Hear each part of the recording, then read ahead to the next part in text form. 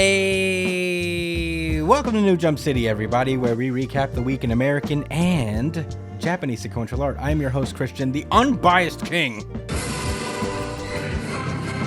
That's been all. And joining me through Discord, it is the man, the myth, the legend. It is the tank top guard, Joshua Gangsta Time Cole. Well, it's called partner, but it should be called Gangsta Time.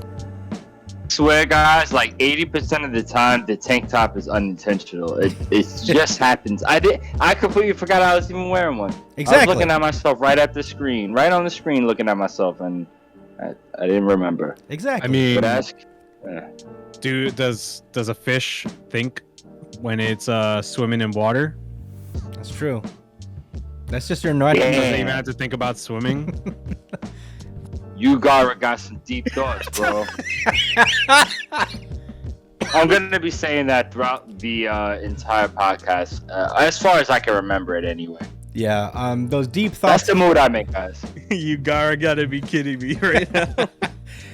Well, those deep thoughts came from our producer. It is Edgelord Big News Brian. What's up, nerds? Hey. Oh, yeah.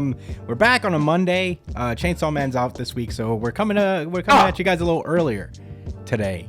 Next week, Jump is off, so we'll probably be covering monthlies then. And questions, why not? We'll do the rest of the questions. We got 3.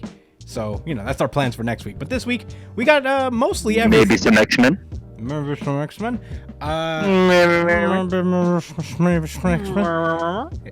Maybe we'll just talk about it and not read it. Yeah, not at all. We'll just talk about what we heard. But yeah, no, this week, we got pretty much everything else. Chainsaw Man's the only one missing on the lineup, so the whole crew is back. We got One Piece, Black Clover, all the things. So let's not waste any time. Let's get into plugs. You could find me at the Chris Espinal on Twitter and Instagram. Josh, where can they find you? JD Cole _37. That's on Instagram, and I'm at NYChillin with an EN, not an ING. That's on Twitter. Follow me there. Follow me on Instagram. Send me a message. Your boy's on private. Just be like, I'm a fan of the show. What up? And I'm gonna say what's good. I'm gonna follow you back. Exactly. We do follow backs. Sure. Brian, where can they find you? Find me at b.esp on both Instagram and Twitter. And if you ever want to catch me when I'm streaming, you can find me at twitch.tv/itspunchline. Oh, yeah. You can follow the show itself at New Jump City on Twitter and Instagram. Follow us on Twitter, especially because we do a really good chapter of the week poll, the results of which I actually don't know. It's still up on the Twitter at the time of the recording. So this will be I'll check it real fast just to see where we're at. But follow us there. We do the really good chapter of the week poll, and you get to vote on your favorite series of the week, and we'll announce it on the show. We do have a definitive winner this week. It was close, so we'll see. Gross. But yeah, check us out there. You can email us at newjumpcitypod@gmail.com with any questions, suggestions, anything you guys want us to talk about. Please do it there. We love getting emails. We got a couple questions backed up for Mike B. We'll get to them probably next week, as we said. So keep emailing us questions and stuff as you think of it, and we'll get to it eventually. It'll be fun. You can comment underneath any of the videos you're watching as well, whether you're on the full version of the podcast or the little highlight breakouts that we make for every show. And while you're at it, subscribe. Give us a subscribe on that. Hit the bell notification thing. Apparently that alerts you whenever we upload. So subscribe, hit the bell, like us, share us. Do all the things that YouTubers tell you to do if you like our stuff and you want it to be well known. So check us out on that. If you prefer audio podcast, don't fear, because we got pretty much every single episode we've ever done on iTunes, Spotify, wherever you listen to podcasts. I think we started doing YouTube technically earlier, but like this iteration of the channel has started at episode 75. So every episode before then is available wherever you listen to podcasts. And I think that's it. I think that's everything. Spoiler alerts ahead. Let's get into the show. One Piece. This is One Piece, chapter 1056, Cross Guild. Yeah, yo. Yeah, yo. We get a little cover page. Katakuri's back. The greatest character ever of One Piece. He is one of the greatest characters ever. He gets one of Not these. according to Greg. He is de facto number one. Yeah, a lot of people like to put Katakuri up there. I mean, I like Katakuri a lot. I don't know. I don't. He annoyed the shit out of me when Wow. I hated Luffy losing to him, man. I hated it so much. That's a hot take. That's the hot take drop. What's really a hot take is Katakuri and Magma Heat Man on the same Oven. level? Is that what this is implying? I guess it doesn't have to imply that. I guess he's like one of the older brothers of the Linlin family. He's got the heat fruit. He's got a pretty cool power, to be honest. He's like heats himself up. That's not bad. Anyway, the cover page is them just like attacking the Vinsmoke children. So we'll see how that goes. We haven't seen this cover story in a minute. So. All four of them are gonna die. Yeah, they're not particularly like all that strong. I mean, like they've taken down a nation, but who can't at this point in the One Piece universe? Right. It's funny because we mean that unironically. Like, Yeah. we're not joking. Yeah. But in any case, we open the chapter the day after the party in the flower capital is over. And after Green Bull has left after being scared away by Shanks, the Akazaya 9 that fought up against him are kind of recovering right now. Raizo and Shinobu are both raisins in the sun. They're shriveled. They look so funny. They really got dried up. I don't know why, but Shinobu's face especially, because she has like this weird mad face going on. She's just like. Someone said, "Don't die, Shinobu." Yeah. Yeah. Like she's trying. Yeah. Someone said, "Look how gaunt you are." What? Yeah. What does that word mean? Gaunt. I don't know what it means. Brian, could you look up what gaunt means? You're not an English major. I forget. I'm not an English major. You're not an English. I don't know every word. It's close.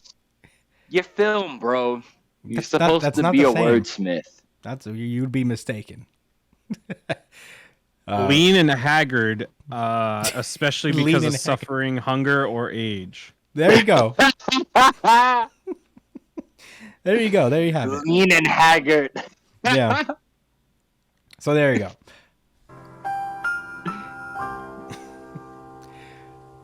Okay, so yeah, Kinemon is there, and he's apologizing because he wasn't there. He was at Curry at the time, and everybody's like, whatever. We all made it. No sweat off our bones. We all made it out here alive. I'm sure Raizo and them will be okay. It's fine. They ask about Otsuru, who apparently was like, well, I remember. I thought she was like dead, but you know how it is in One Piece. If you don't see them take their last breath, they're alive. Chances are 80%. And Otsuru survived the burning of Okobore town. She has a nasty burn on her face, but she lives. That's Kinemon's wife, for those who don't remember. And the most traditional Japanese woman. Yeah, like modeled after, I guess, Japanese paintings of women. There's a couple of characters here who are like modeled after like these old samurai paintings and whatnot. Like Odin is one himself. Yeah. So with the pose and everything, right? That's like this thing. Yeah.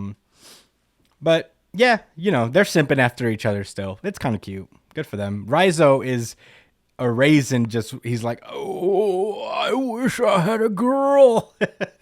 Nigga, you wish you had some liquids in your body, bro. What is he talking about?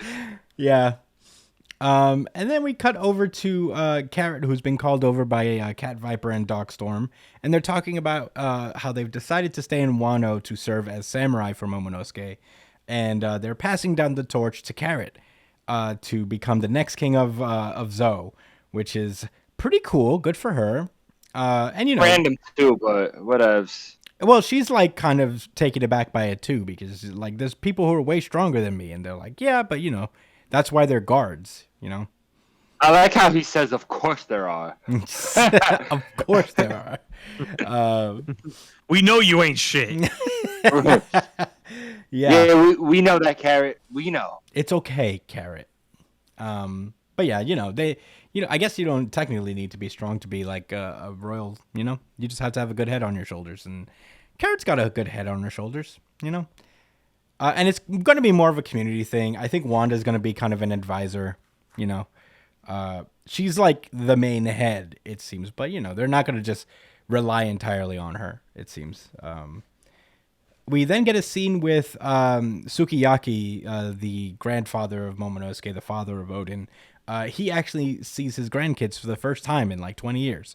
And they have like a little heartfelt reunion. He apologizes to them for like not being around, seeing as how he's an old man, I guess. But everybody just kind of like taking it in that he's actually alive. I think Kiku knew he was alive. She just said that it would be rude to reveal. Kinemon is surprised, beyond surprised. He's literally like, "Oh shit, he's alive!" And someone said, "Who would wear a Tengu mask when there is no festival?" Yeah, that was Kawamatsu. It seemed. I don't get the reference and the historical implications. So yeah, that would have went right over my head too. I thought people just wore a Tengu mask. Just casually, just wearing a casual tango mask. Yeah, yeah. Well, Cash Tang. Cash Tang. Well, you learn something new every day when you read One Piece.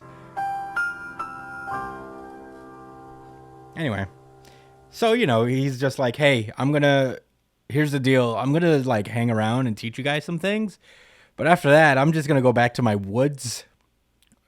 Don't make me do things anymore. It seems I'd like to retire, and they're like, yeah, that's cool. I'm all right. We then cut over to the Straw Hats, who are just kind of chilling, relaxing, getting ready to go. Like before their big journey, they're just hanging out, and they're talking about. Robin actually reveals to them that Pluton is on Wano, and she even asks casually, like, "Luffy, do you want Pluton right now?" And because the implication is if Luffy said yes, they would have gotten up and went to get Pluton immediately. She would have dragged Frankie's ass down there, like, listen, bring your big machine ass out here in your robot, and we're going to pull this shit up out the ground and use it. Yeah, luckily for the world, Luffy says no. He's good. He's like, nah, I'm good. I don't need a weapon of mass destruction right now. I am the weapon of mass destruction. I'm a god. He sure is. So Frankie burnt the plans so that the government couldn't rebuild it. Yeah, because whoever else could. No one Spandam rebuild couldn't it. get it. Yes. Spandam? You remember Spandam? Oh yeah, he was the dickhead that was like the leader of the CP9, despite being like an evil fuck. You don't remember Spandam? You remember? You'd remember if you saw him. He's the guy with the mask. He was above Lucci? Yeah, but he's like a weakling. Like the government put him there. He was like the director of the CP9 at the time. He was like Warpole. Now he's like Lucci's little side bitch. Like he just follows him around and does stuff for him. Oh shit! I think Lucci is in charge now, from what I understand. But yeah. In any case, he did destroy the plans back in CP9. They caught wind that he had them, so he burnt them. So good for Frankie. Shinobu comes back and she's fully healed and looking way younger after being sucked less dry. Ripe. Yeah, she's less ripe indeed. And it's revealed that Otama is like taking after ninja lessons, so she'll be a ninja. Maybe she'll show up in the final war and fuck shit up. Who knows? One interesting thing that happens is Caribou is glorping around in the background. The real 11th member. The true 11th member. The true 11th member. Y'all know who my vote is for always. Wet hair Caribou. Yeah, I mean... He's been there since the fucking beginning of the time skip. Yeah, but he's been actively trying to fuck over the Straw Hats. That's all conjecture. Well, to be fair, who hasn't? Frankie did it at one point. Robin did it at one point. And look at that. They're both crew members. Yeah. Hey, I'm not saying it's impossible. But his loyalty seemed to be someone else because he. They're gonna need someone to counter red hair. Well, he Why not hears wet hair? he hears that he hears about the Pluton situation. And he's like, "Whoa, I gotta let a certain someone know about this." Even Oda cannot escape the trope. No, he has to be that person. This man. Him. I have to let him know. I love it. I mean, what are you gonna do? Shonen tropes. This is what I live for. I wake up every day for that. Yeah. So days later, Momonosuke, now the Shogun, is walking around. He's adored by all. Wano is kind of normal now. And he's walking around, and he tries to pull up to Zoro, and he tries to ask him to teach him sword fighting. And he runs around the whole palace looking for the Straw Hats. And it's revealed to him that, sorry, bro, they left. They got to get out of here. It's about without even saying bye to you, bro. Yeah, it's fine. And speaking Bon of Kichi. That being said, we cut over to the Straw Hats, Eustace Kid, and Law, and they're arguing over which direction they're gonna take. Well, first of all, Law is like, leaving on a different day. We're leaving first. And they all got to leave at the same time. They accept that, but then they're like, fine, we have to go different directions from now on because we're not cool. The alliance is done. Yeah, Kid and Luffy both pick the middle one, which would be east, and Law picks the northeast, taking advantage of the fact that Luffy and Eustace Kid are fucking morons that apparently can't navigate, and are like, so or follow basic cardinal directions. Yeah, and are just like, yeah, it would have been wise for Luffy to have Nami there, but fuck that, I guess. Just so we're clear, the Calm Belt is not a safe place. No, it is the least safe place by right. any. And it is called the Calm Belt because it is very calm on the surface because no one dares. Yeah.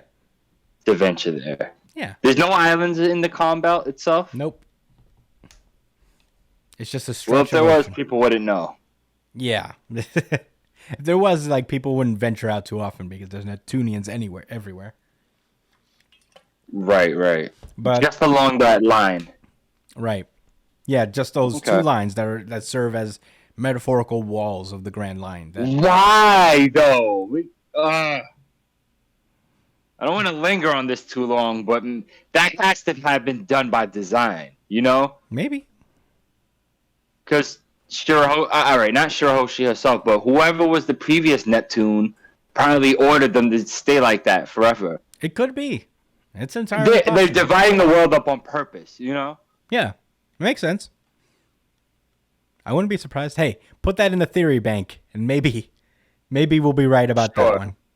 Also, I have one more question before we wrap up this chapter. Yeah. Did we know that Pluton was in Wano this whole time? No. When Robin found out, did we find out? Yes. This is new. That's when we found out. That's when. So this was foreshadowed years in advance.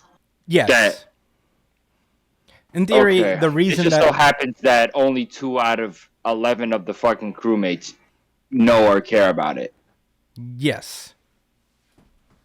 Well, they know about it because the whole plan Crocodile had was to unearth Pluton via the poneglyph in Alabasta. Robin lied to him and said that there was no information about the Pluton there, but she knew, she read it, and it was it's in Wano. So she just So he had no idea. Crocodile no had idea. Zero. No idea. No idea. I think I remember that he knew she was lying to him, but he can't read it anyway. What can you do, right? Yeah. So, it wasn't in Alabasta. That's my thing. Even if he knew it was in Wano, how the fuck was he gonna get over there anyway? Well, he'd be king of. He'd be technically, if he was taking over Alabasta, technically he'd be the sovereign king of Alabasta at that point. So he'd have the force. He still has to get to Wano and go over the waterfall and all of that. Maybe that's why he wanted an entire military force on his side, the soldiers of Alabasta. Yeah. against the Animal Kingdom pirates. That would have been interesting. Yeah, but he also I guess that's neither here nor there. Yeah, he also has to have known at some point that it's on Wano. So it's a moot point anyway. Yeah. Yeah. Anyway, so, all that happens. They choose their destinations. And Luffy and Kid draw straws for the last two. I don't remember where I don't think it says where Kid is going necessarily, but No, Kid is now going east. oh, Kid is going Where east. I guess The middle one. Now Luffy's gonna go the opposite. He's gonna go towards the fucking. Yeah, he has to go to belt. the south. Oh, those are 3 islands actually. So he has to hit that island. Okay. Yeah, he's doing the southeast. Law's doing the one in the middle, They're and Law's doing the a little one. close to the calm belt. Yeah, dangerously close. So yeah, then they're arguing. Luffy talks shit about him being, even though I lost, I'm still the Emperor of the Sea, bitch. And he says, but when it comes to Kid says, when it comes to emperors, the one who really makes me mad is him. And it's revealed that Buggy has started the Cross Guild, which is comprised of him on the top, and of course, Crocodile and Dracule Mihawk. Crocodile. Oh, Sir Crocodile. I'm sorry. So I gotta look. Brian called this. He did a pretty good job, kind of.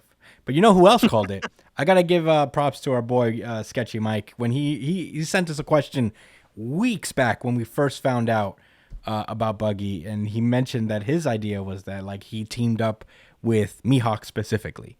And look who's there. So congratulations. You have defeated me in my prideful knowledge of One Piece. You have a spiritual connection to him that I will never achieve. I hope you're happy with yourself.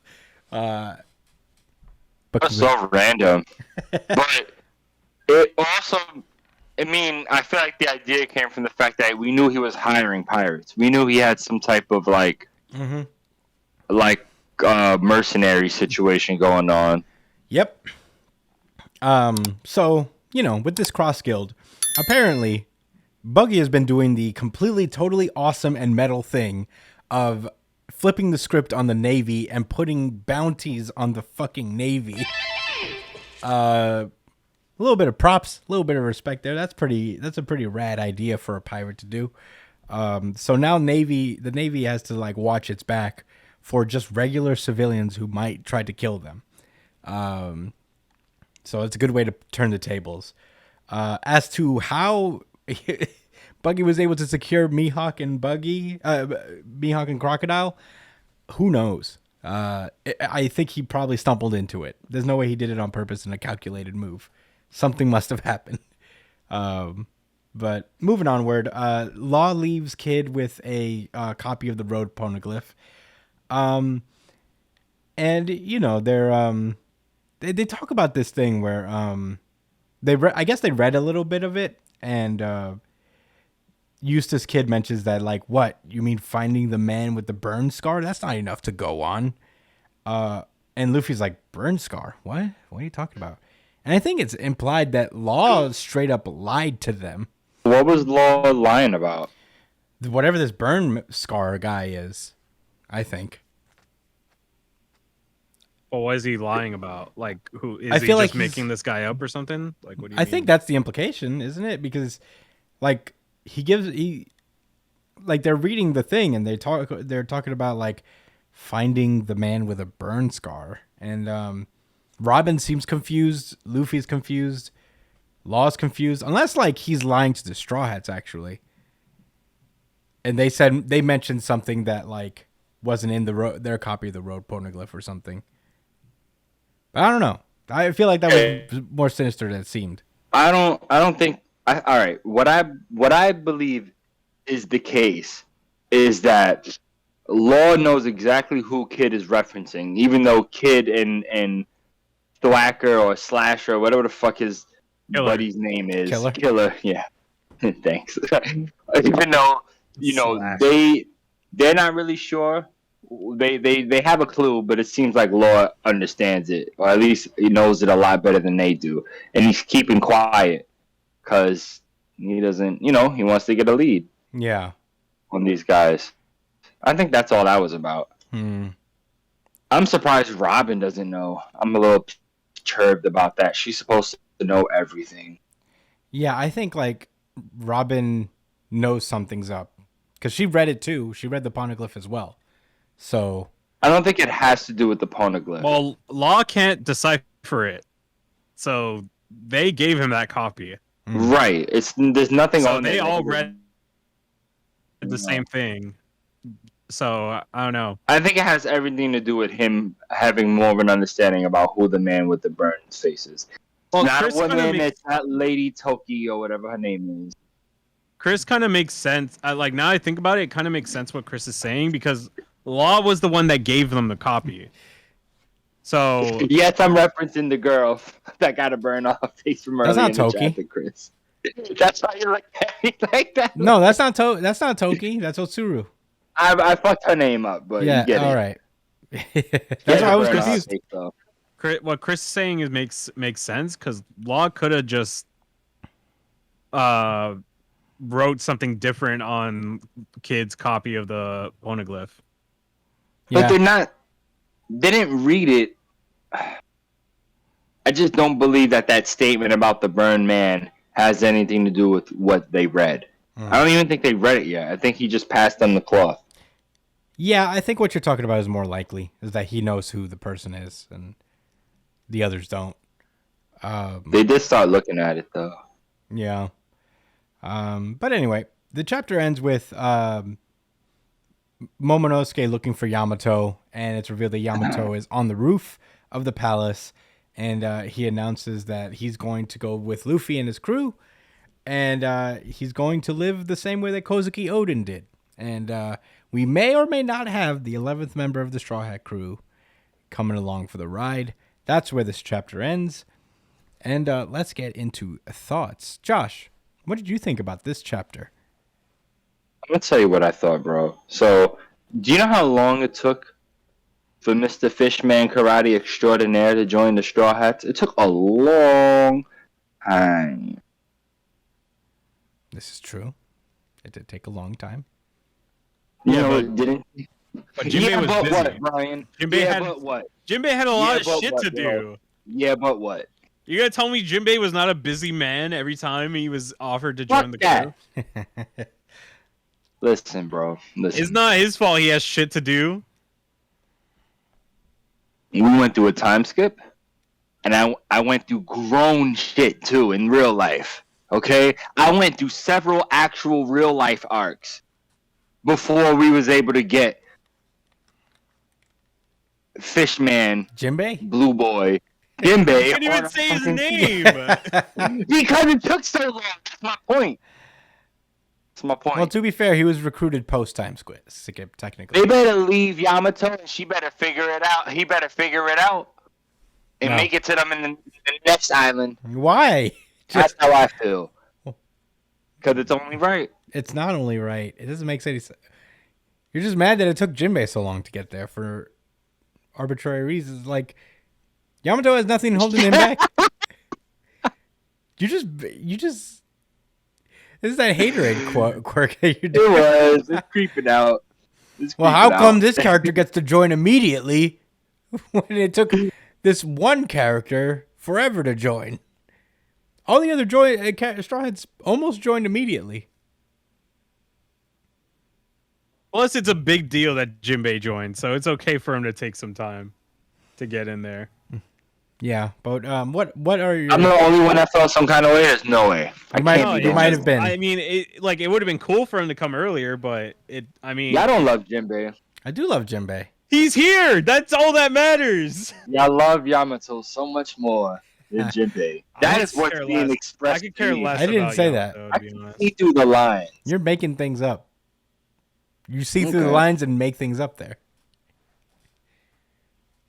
But go on. Continue on your thoughts. I really don't understand why Dracule Mihawk is a part of Buggy's crew. I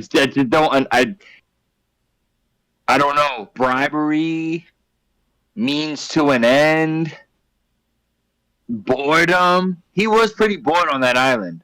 Maybe after Zoro left, he said, maybe I want to be out there, you know? Well, he was on the run from the government. He had to leave. The government was parked outside his house. I wonder how long he's been a warlord for. Yeah, no, it's interesting. We don't. He's been a warlord since the first time we seen him, right? He was already. Yeah, he was already already a an warlord established warlord by then. So he probably never really had a crew. He was probably like a warlord since the start, so he never really needed a crew. He was just fucking going around doing his thing. Yeah. Mihawk's past would be What interesting. if Moria's a part of their crew too? Who? Moria. Moria's with Blackbeard. Oh, but you already said this. Yeah. Okay. Anyway. I don't have too many other. I had a lingering thought, right? What's stopping Shanks or anybody else from going to get the One Piece in Laugh Tale? I know Shanks didn't go to Laugh Tale with Blackbeard, but he knows he should understand the route, right? I mean, the point is to keep moving forward. At some point, these emperors stop moving forward for whatever reason, right? Yeah. Well, And it leads me to think that the One Piece it's not about it being some type of treasure. We could all guess that, right? But it just makes me really wonder, what is it truly? Oh, really? What's the obstacle? You know? yeah. It's not the government. They're at Marijoa. They're at the middle point. They're behind. You know? Kaido just stopped. He got to Wano and said, you know what? This is my One Piece. No. I'm gonna be the king of this fucking island, and that's Wano. Kaido was building up his forces in Wano. That's why he was building the Smile Fruits. That's why he was like basically having weapons manufacturing there. And he also only had one road poneglyph. Big Mom had the other, and Zoe was the other one was on Zoe. And plus, there's another one that they need to find that's not connected to anybody. So. There are challenges to getting to Raftel in the first place. As far as Shanks, I think he also started to make his move once Luffy's fruit awakened. So I think he needed Luffy to reach that form in order to like make his move finally. That's the implication, I think, at least. But there's like a little obstacles here and there. It's unclear whether Big Mom really wanted the One Piece. I think she mentioned it probably. I think they all wanted it at some point or another. It's just that it's a very hard thing to get there, even if you're an emperor. Yeah, it's hard for them. I mean, they were at a stalemate. The four emperors were at a stalemate by themselves. Yeah. Right? Yeah. That seems to be the case. But yeah. Any more thoughts? Nah. All right. Brian, what did you think? Brian, any lingering thoughts? I like this chapter. It is my RGC. Whoa! Damn, my phone went down. It is indeed Brian's really good chapter of the week. Certified RGC. Certified RGC. Certified RGC. I really like this chapter mainly because this is probably the last time for a while we're gonna see Kid Law and Luffy together for a bit. So it's kind of sad to see Law go. I'm gonna miss that guy. He's one of my favorite characters in the series, and we're gonna probably not see him for a while. So it's a little bittersweet. But we are also the first time in a while. Just doing shit. They're just going somewhere without knowing where the fuck they're going. It's been a while since we've done that in One Piece, actually. Can't remember. When was the last time they just decided to travel somewhere? Or, like, just choose a direction and go? It's been a long time. It's funny you mention that, because when they left Whole Cake Island, they had the express intent to go to Wano. And I don't think a log post had anything to do with it. I think they just made it to Wano. They kind of did they address that? Well, since Punk Hazard, they've had like a direct like path to path, like once Punk has were over, the next step was to go to Dressrosa. Then after that, the part of the plan after that was to go to Zoe. And then the plan after that was to go to Wano. But then Sanji's whole cake adventure happened. That was not part of the plan. So the last time they just sailed in a direction was Punk Hazard? Yes. Like they accidentally came across Punk Hazard? Yes. Well, that was the next. Well, whenever they go to a place, they aim to land somewhere. They just don't really know where they're going. Yeah. Yeah, That's so how the yeah, lot this is the first time. It always brings you to another island. Yeah, this is the first time we're going to an island that we don't know where we're going to. Like, we just know we're going somewhere. And I like that. I miss that part of One Piece a little bit. And I'm kind of thinking it's between... I'm of the opinion that we're not going to the Giant Land. Ooh, you're not going to Elbaf. I'm of the Not right opinion... now. Yeah, I think we're going to Lodestar, actually. What the hell's Lodestar? You guys don't know about Lodestar? I don't know about Lodestar. Lodestar is another island in the New World that was mentioned before a long ass time ago. Let me see if I could find some information on it, because even I don't know much about it. Why'd you bring it up then? Smart guy. Because it is an island that was brought up, as a kind of important one. Lodestar Island. Oh, Lodestar is the second to last island on the Grand Line. Oh, then I don't think they're going there yet. Yeah, because I think that could be around there. They'd have to skip because Law is going farther along, so technically. So Law is probably going to Lodestar then. He'd be closer to Lodestar than, at the very least, he'd be closer to Lodestar than Luffy and Kid would be. Okay, so maybe he is going to Elbaf, but yeah, I can't see them not going to Elbaf. You know, it's just been such a built-up place, very much like Wano. It's very like so integral to Usopp's character in particular. I would be surprised if we don't go to if we don't go to Elbaf. All right, so I'll say this: I think the Pirate King race starts at Lodestar, though. Probably, yeah. So I think that's where all the emperors and all the Pirate King candidates and the Navy are going to show up in one place to begin the race. Blackbeard's territory is. Sorry to talk over you, but are you guys? Does anyone know like where Blackbeard's? No, is it Pirate Island? It's Pirate Island, right, or whatever. Yeah, I mean that's where he's chilling. That's I guess his main area. But you know, but the emperors have territories all over. It's not necessarily like right, kind of like how Big Mom had it. Technically, Fishman Island was her territory too, right? Yeah, and it was Whitebeard's before her. So yeah, it's not necessarily that they have like a section of the world to themselves. It's that they have a bunch of different islands under their belt in different places. But Brian, were those all your thoughts? But yeah, there's that I'm looking forward to.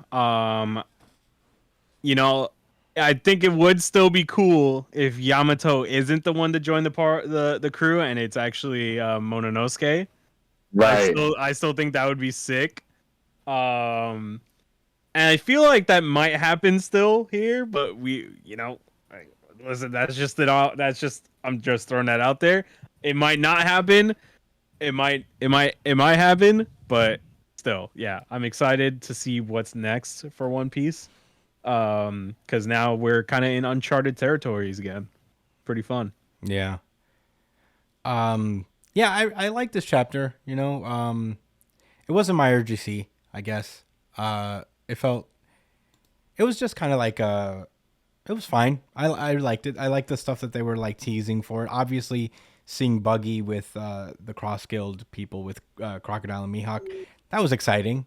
It's good to see Crocodile again after so long. You know, we've seen little like silhouettes of him just chilling out there in the world, not really knowing what he's doing, but it's really cool to see him again, and under Buggy no less. It makes a little bit of sense. Honestly, I can buy, weirdly enough, Crocodile with Buggy more than Mihawk with Buggy because they have history with Impel Down. Like they broke out of prison together, so there's like this little bit of history between them that I can see them maybe teaming up. I can't imagine that these people are taking orders from Buggy. I think they've just kind of like united because Buggy's got manpower and they're very strong themselves. And, you know, together it'd probably be a better and more beneficial thing now that they're all wanted people. The bounty thing that they're doing is really cool. It's like it's kind of badass, very crocodile-like, I think. So respect on that, I guess. Yeah, not much to say about this one. I feel like, you know, it's just establishing and building up for the next journey that we're going to go and embark on with the Straw Hats. So I'm more excited for 2 weeks from now when we get One Piece again. Jump is on break in general next week, so we won't be seeing any of this stuff. But I'm excited. It's made me excited. I imagine we're going to stay on Wano for like 2 more chapters maybe, and then we'll finally be out on the way to the next island phase, and I'm excited about that. But I don't have much else to say. So in that case, if there's no rebuttal, shall we move on? I just wanted to say I looked up Blackbeard's island, Pirate Island, and it is in the New World. So there's that. I would figure. All the 4 emperors. I think one of the requirements that they have to mostly be in the New World. But yeah, except if you're Shanks and you're just for some reason in Shanks, the East Blue. Shanks goes wherever the fuck he wants. He just roams. He just roams. All right, let's move on then. My Hero Academia. This is My Hero Academia, chapter 362. Light fades to rain. All right. Well, this is a pretty big one, guys. Prepare yourselves, because I feel storm brewing. Wow. So last we left off, the big 3 were doing their big combined move to slow down Shigaraki.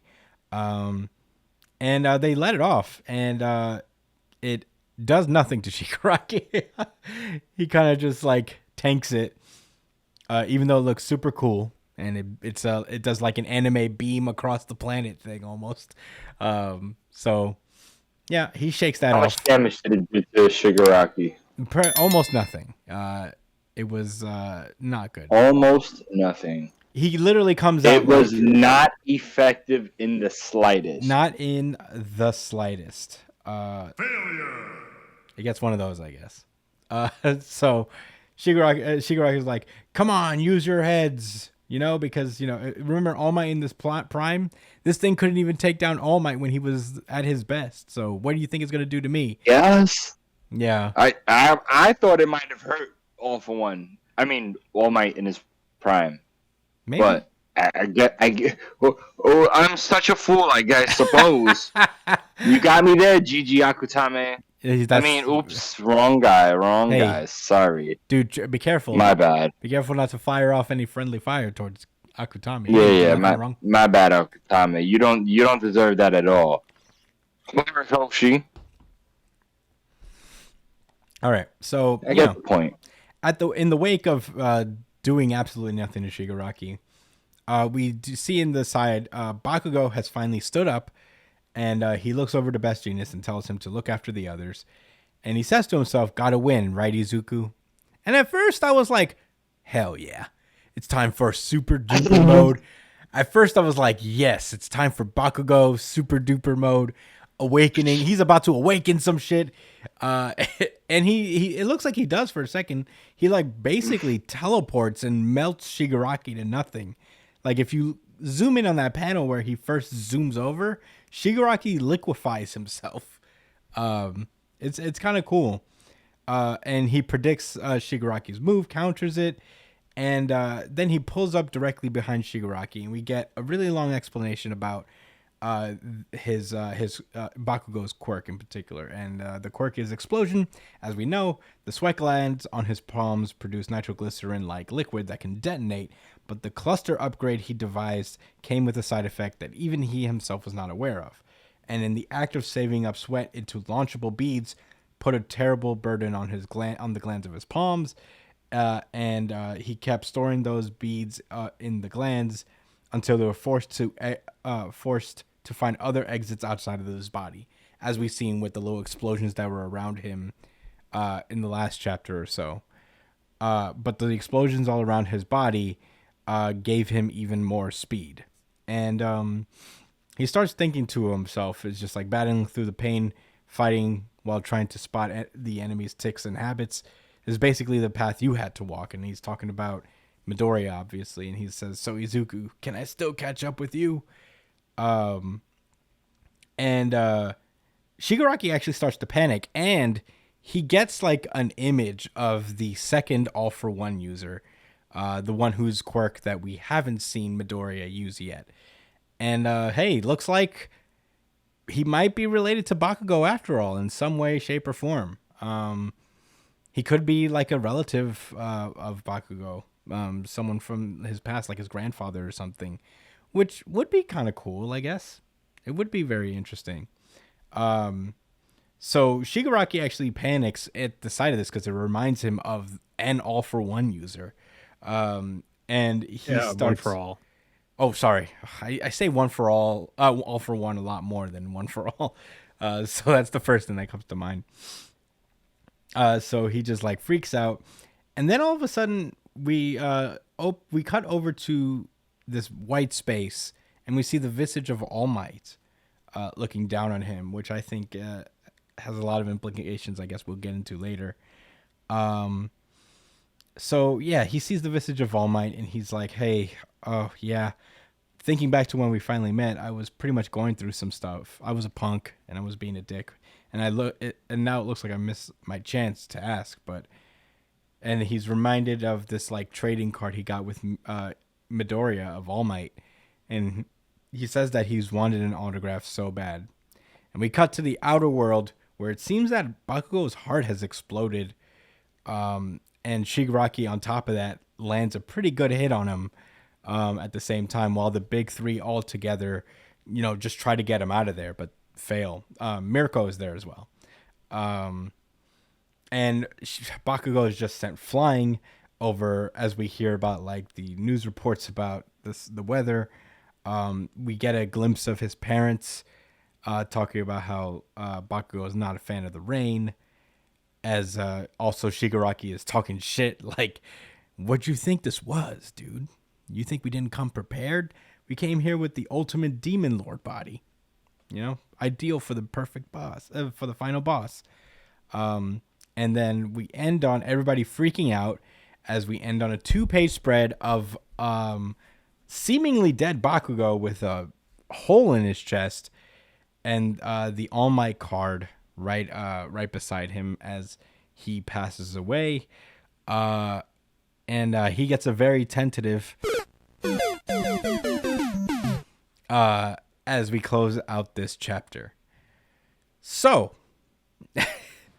not very eventful. I can't think of a very seismic thing that happened here, but maybe Brian can help us out. Brian, you wanted to go first. What did you think about this chapter of My Hero Academia? Okay. So I read this chapter like 6 times.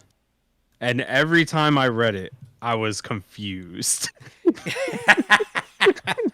I was confused every single time. And I'm like, everything was going so well. Like the story was going so well, everything was going well. And then this chapter happened and I'm like, what is going on? And like, I'm looking around to see what other people think. And it's like, what does that mean? Immediately there's a rift in the community. They're like, there are people who are saying this chapter's shit. And then other people are like, oh, bro, My Hero Academia fans are the fucking worst, bro. They can't enjoy shit. And I'm like, no, but like they're upset for a reason here, Like this, my big problem is that there was no build up to this shit. There was no build up to this random ass side effect that Horikoshi brought in.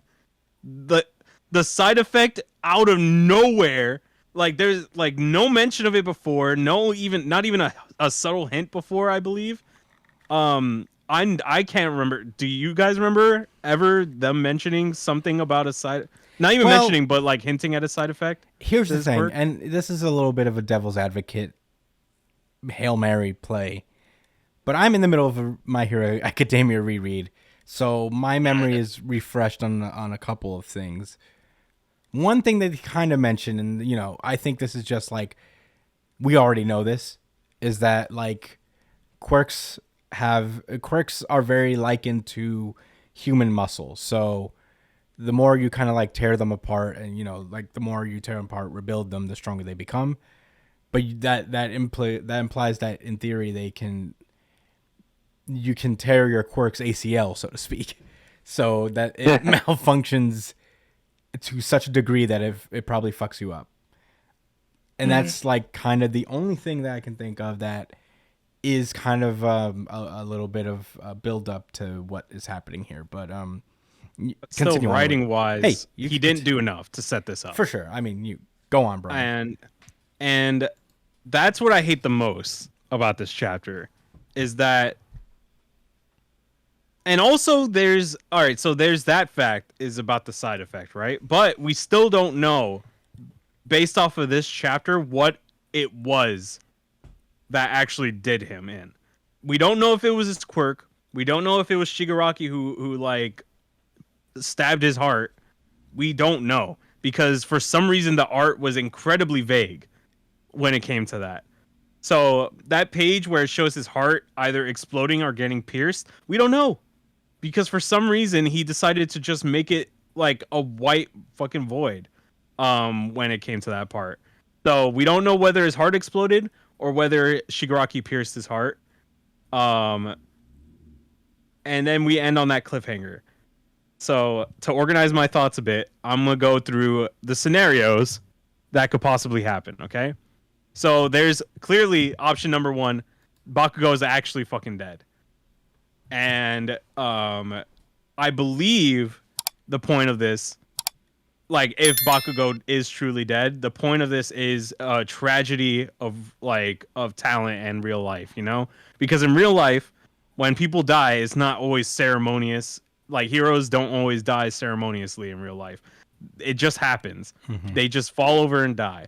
So I get if this is really what happens in this show, I get it, but that doesn't mean it's good. That doesn't mean it's cool. That doesn't mean it's interesting. It's fucking lame. Because this is a story. This isn't supposed to be something that's supposed to be based in real life. Maybe somebody else might enjoy it. I don't. I think this was a pretty fucking lame way to kill off a pretty lovable character in Bakugo, right? Like at least give it some more fucking time to build up, or drop some more hints on it. Like give him something to show before he dies. Like make it actually emphatically fucking tragic.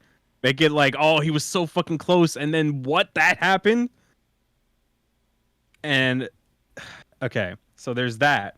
So then there's the other option, whether Bakugo is alive. So in my opinion, there's two ways that this can go. So there's one way where I think, this is my theory, I believe that Shigaraki accidentally saved Bakugo by piercing his heart. So my theory is that Bakugo was building up all the sweat, the explosive sweat in his body, and that was originally going to kill him. But then Shigaraki pierced his heart, and that allowed a place for the sweat glands for the glands to get out, like the explosives to get out of his body. That's a little bit of a stretch, but I think that's what might have happened. So that's why he was kind of yoinked out of the one for all state or whatever he was in, like speaking to All Might's Ember. So I think that's what happened. And then there's two, which is another theory that I've heard from Vocal Pineapple. He's a My Hero Academia YouTuber. He's pretty good. You guys should check him out. So there's this theory where Deku Deku needs to arrive. He needs to fight Shigaraki within One for All, and he needs to save the Tenku that's inside so that he can activate All for One and give Bakugo a regeneration quirk so that he can survive.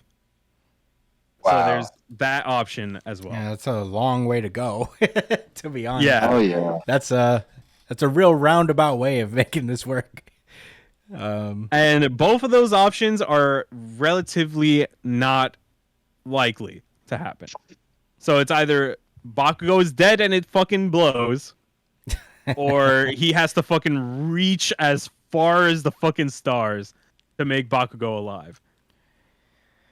And I just don't understand why he writes himself into these corners sometimes. But you know, I know why. like, I'm gonna wait until the next chapter, maybe the next 2 chapters, to see what actually happens. But I'm holding out hope that he has something planned that's gonna be good and decent. So we'll see. But this chapter fucking sucked. I'm just gonna say it. This chapter fucking sucked. Wow. The way that it was written. Like, it felt like there was no fucking weight. Shigaraki, like, I get that he's supposed to be this big old fucking powerhouse, but everything built up for Sun Eater kind of just hand waved away. It just Josh went, is- oh, yep. You know that really cool thing you just did? No. Josh is Like, I get he's relishing. supposed to be fucking strong. Josh Yeah, I is get he's relishing. supposed to be strong and shit, but like, come on, man. Like a little, like, show like that something exists. And that's then the something. motherfucker had the nerve to do it twice in one chapter. And there was one more thing I'm trying to remember from this chapter. You know what I remember while you're remembering what you wanted to say? I'm going to remember that Chris said he wasn't sure how to feel. I wonder how he feels now Well, after reading this again and experiencing Brian going ham for about 6 minutes. I don't know. I'm That's like guessing. Am I on point? Maybe. It was all facts. yeah, I mean, All facts. And feelings. okay, so does that That's mean right. Why even start the chapter with Sun Eater like thinking about that shit? You know, like making it Because seem like he doesn't like his characters. He hates his characters and he hates the fans. We did something to him. Something happened to him. And I feel bad. And I hope he gets over this in life and produces another banger manga series. But you know what? This ain't it. I was trying, guys. Y'all know I was. Don't you gotta say anything. Y'all niggas know how I feel. Like, need I say anything? I mean, I feel exactly the same how Brian felt, but times fucking 20. How about that? Suck my dick, Horikoshi. Because you know what? Yo.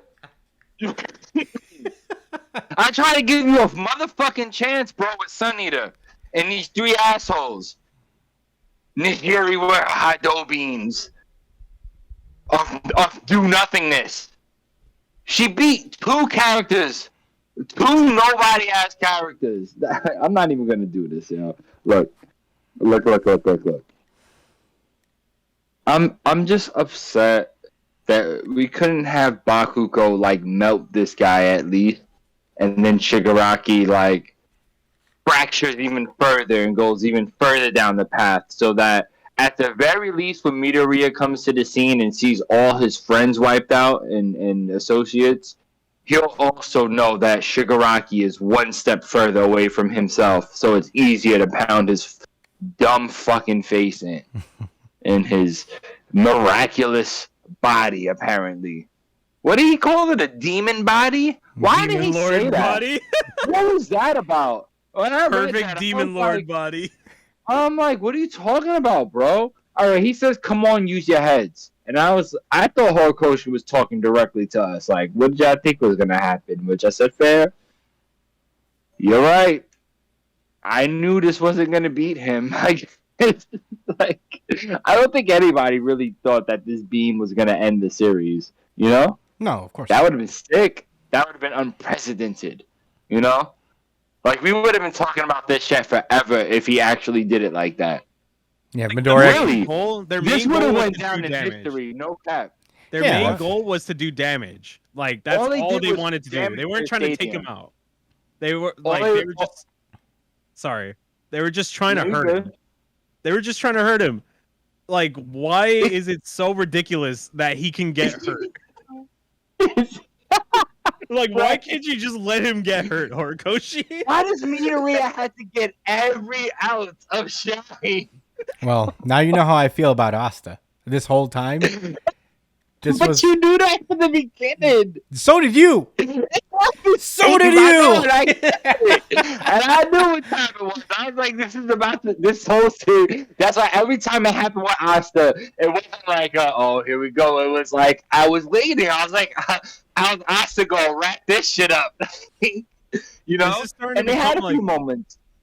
it's starting to become like One Punch Man, but not funny. No, this is Bleach now. This is Bleach. Well, We have fully crossed over to Bleach now.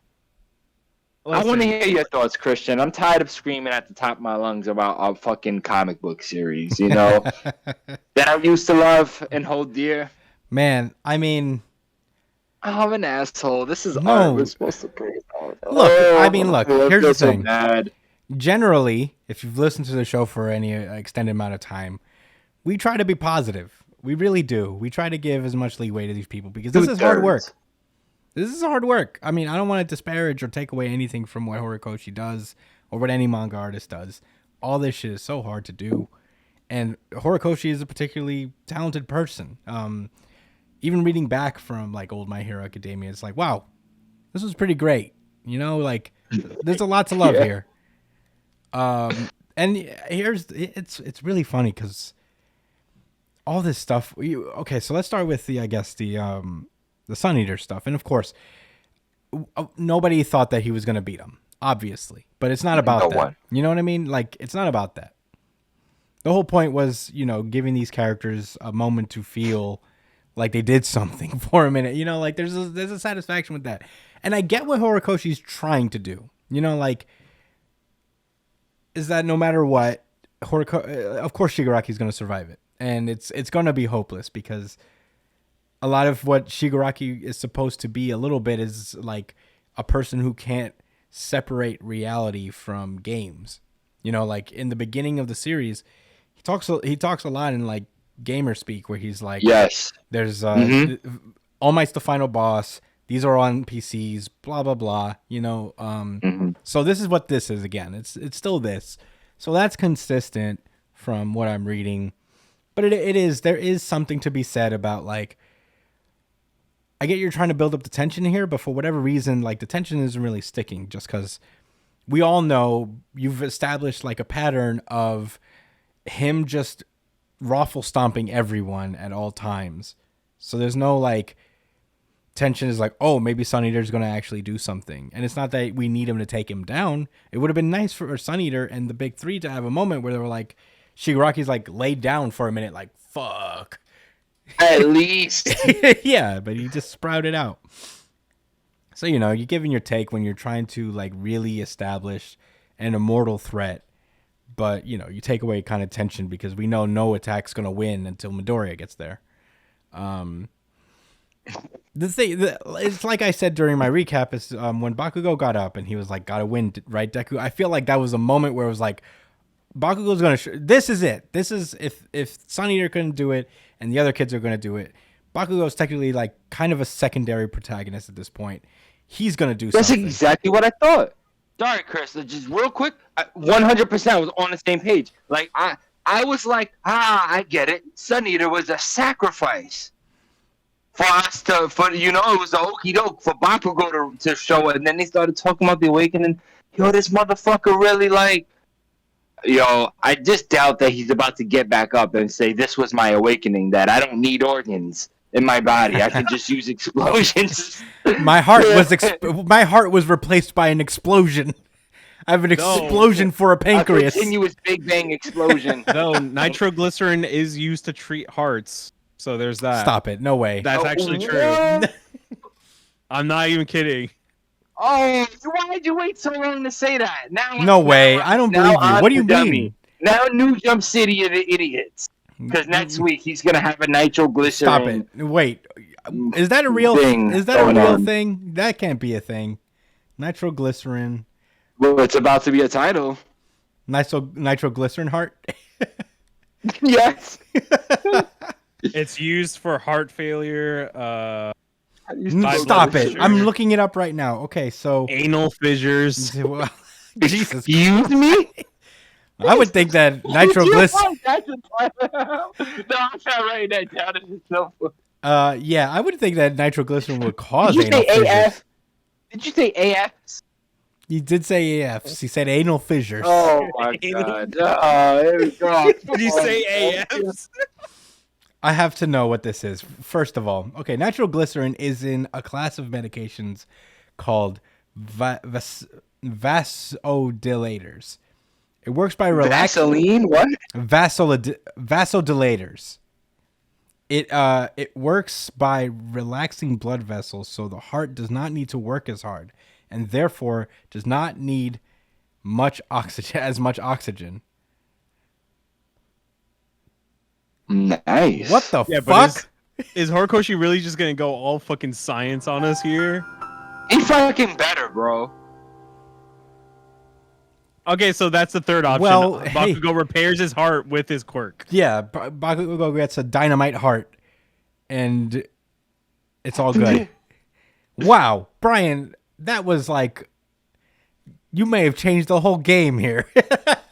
Yeah, I think so, man. I think we figured it out. I just And thought by that we, I maybe mean there's Brian. no way You're he fire, goes that bro. route. I was just thinking there's no way he goes that How route. did you know that? Bakugo heals his own heart? Because then what's Nope. the point of this? Sounded likely. To throw us off. And to Why? Why? You know what you did, Brian? Hype boy. You did what Horikoshi is doing right now. You made it seem hopeless for 70 chapters, and then you came out with like the nitroglycerin heart, and we're like, oh, I guess that makes sense now. Whoa.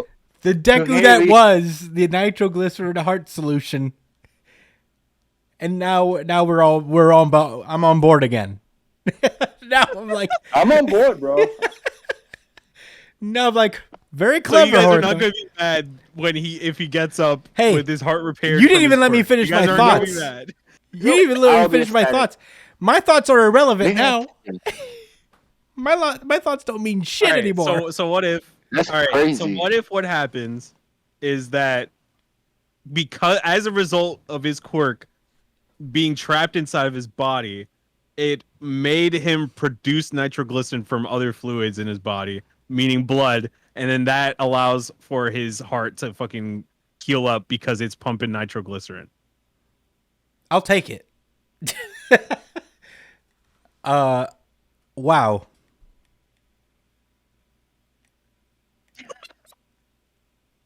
Josh is speechless. Spectacular. Josh has nothing to say.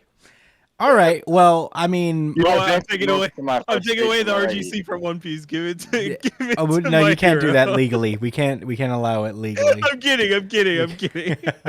Yo, this chase. Listen. No, but okay. listen. So okay. All right. I need to go take a sip of some juice. Okay. So Oh my god. With I'm Brian, listening. you have to understand what you just did to us here was like an emotional roller coaster.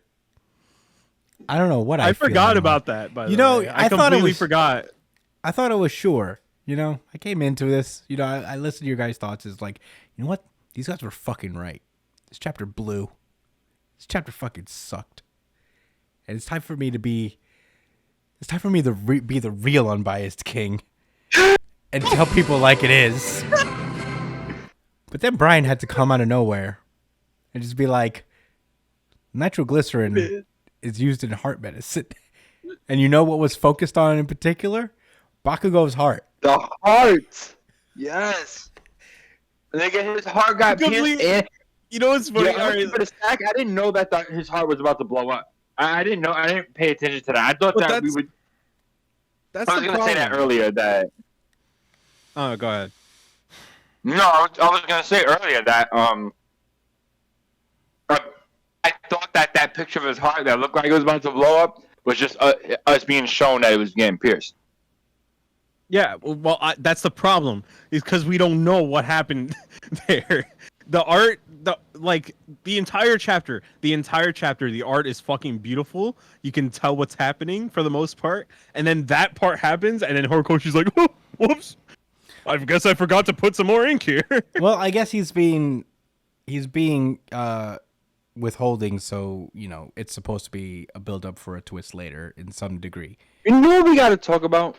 We got to talk about the second. The what? The second one for all user. Well, let me get to stuff. I didn't even finish my thoughts before Brian dropped this fucking bomb on us. And invalidated them. Invalidated my thoughts, Brian. Sorry.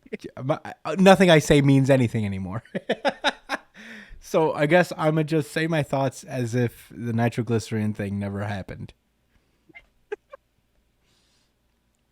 I don't know what to say, man. This chapter was 18 pages, which was pretty normal, like standard chapter. All the other chapters have been pretty short up to this point. He chose this chapter to give us 18 pages. Yeah, I mean, big chapter. Big thing happened. One of them was it was a 2-page spread.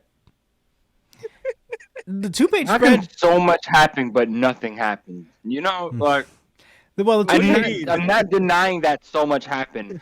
I'm just also implying that Something nothing happened, at all all right. happened as well. yeah, Something happened, all all right, bro. Something definitely happened this chapter. And my feelings was played with is what happened. I don't like it Yeah. when my feelings are played with. Yeah, I don't know what to say anymore. He looks pretty dead on this grass. He does. I'm just saying. He does look pretty dead on this grass, and I think. Look, I mean, He's seen All Might. He's seen Tsunayoshi, bro. I was building up to a point where, like, part of me is like, this is a red herring of some sort. I don't know if Bakugo's dead. It'd be weird to kill him off this way.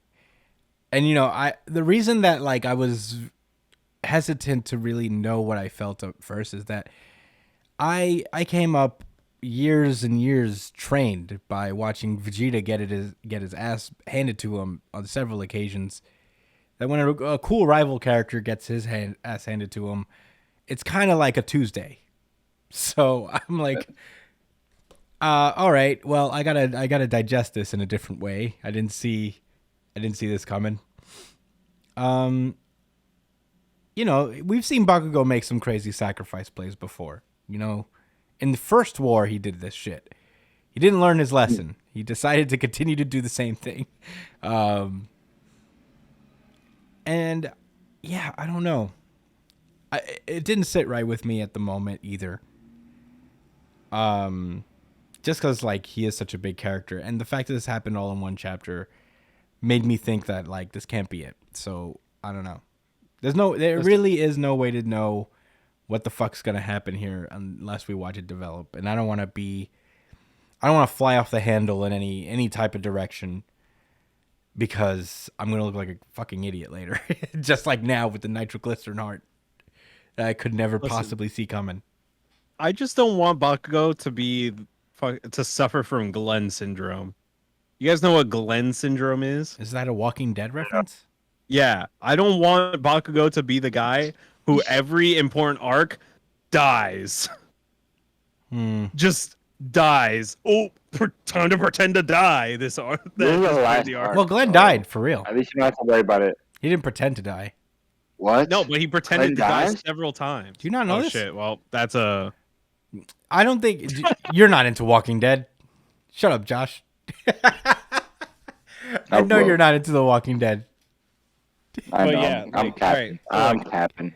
All right, so Cap. to clarify, I did read the scanlations of this, so I was thinking about this chapter for What the fuck? almost the whole week. You're a pirate. Almost the whole. Pirate What the on hell's Heaven. going on I'm here? sorry. Yeah, I dude. heard I got spoiled. And I was like, fuck it. I gotta read it. And then I read it, and I was confused. You want to know why I wanted to talk about this first? Because I was confused for fucking 6 days straight. 6 days straight of confusion. And I did Is my. the series I Love Dear so bad? Is it this bad? Was Josh right? For 6 days you pondered that, huh? And you know, More or I less. guess as I was, you know, reading up on the chapter and other things, and it somehow slipped my mind that that I read that nitroglycerin heals hearts. Well, Brian, as someone It who somehow slipped my mind. didn't know that at all, I think as someone who had no fucking idea, I think you can be forgiven. Oh, God. All right. But all I gotta say is if Horikoshi writes, if he writes out of this mess in a really good way, I will never doubt him again. I will never doubt him again if he comes up with a reasonable See, this follow up to this chapter. is Brian's Very- problem. This is his first You're a crisis. glutton for This is his punishment, aren't first you, Brian? crisis of faith with My Hero Academia. This is the first time that Horikoshi's let him down in his entire life. No, he's let me down before. The poor but not boy, like he doesn't this. understand. Not like this. The poor boy. He's never stooped this low before. This is easily one of the worst chapters he's ever made. Yeah. No, if it wasn't made clear, I think just on a technical level, it was like a bad chapter too, because like he built so much up with Tomogichi or whatever the Sun Eater built. They built him up so much just for it to not even phase Shigaraki in the slightest. That was bad. That was really bad. I don't know how else to slice it. So You know, that alone dropped the quality of the chapter. And then also Bakugo getting his ass wiped and then pampered and then punted out the fucking window, essentially. you know, That wasn't what I thought cute. about, you know what I thought about just now? I just realized Horikoshi is not a artist that does immediate payoffs. So what I think is going to happen is that all the damage they're doing now is going to affect him later, just not in the immediate moment. I hope so, bro. That's what I I'm think not- is going to end yeah, up happening. Like, maybe. Fingers crossed. Because right now we know that Shigaraki's kind of rushing to get this over with. Ooh, the beam is so pure and concentrated that it wraps around the planet. No, it wouldn't, right? It would just go past the horizon. That's not how that works. You know what's funny about like what Brian mentioned about like rushing, and you know we've talked about this before, once or twice. What's funny about My Hero Academia is that like it's always been fast. Always. If you like look at the first season of the anime of My Hero Academia, it only covers like 3 volumes of My Hero Academia. It's like kind of short. It felt like really short. Like it feels like it rushes. Like 9. I'm on the 9th volume, and that's where the camp happens, before Bakugo is taken away for the first time. It's like it's weird. He has these like long stretching character development stuff, but the events themselves happen in quick succession. It's kind of interesting how that kind of works out. It's always been fast. It always kind of has felt rushed to me. But Yeah. I guess early in the series, there was still kind of the whole potential aspect of it that, okay, maybe we know he'll slow down eventually and take his time and stuff, because why wouldn't he? Plenty of other people do it. Mm-hmm. But I don't think you're wrong. I mean, even when the villains broke into the training area, that shit wrapped up kind of fast. Yeah. You know? Everyone didn't get a bunch of one-on-one fights and stuff. There was a few cool group things that happened, but they just kind of showed them really quick. And I guess in my mind, it was like, oh, whatever. This is all teasers. We're going to see more. And I think, like, this sign started to show during the camp. Yeah. They really started to expose themselves because it was hyper-focused on Midoriya.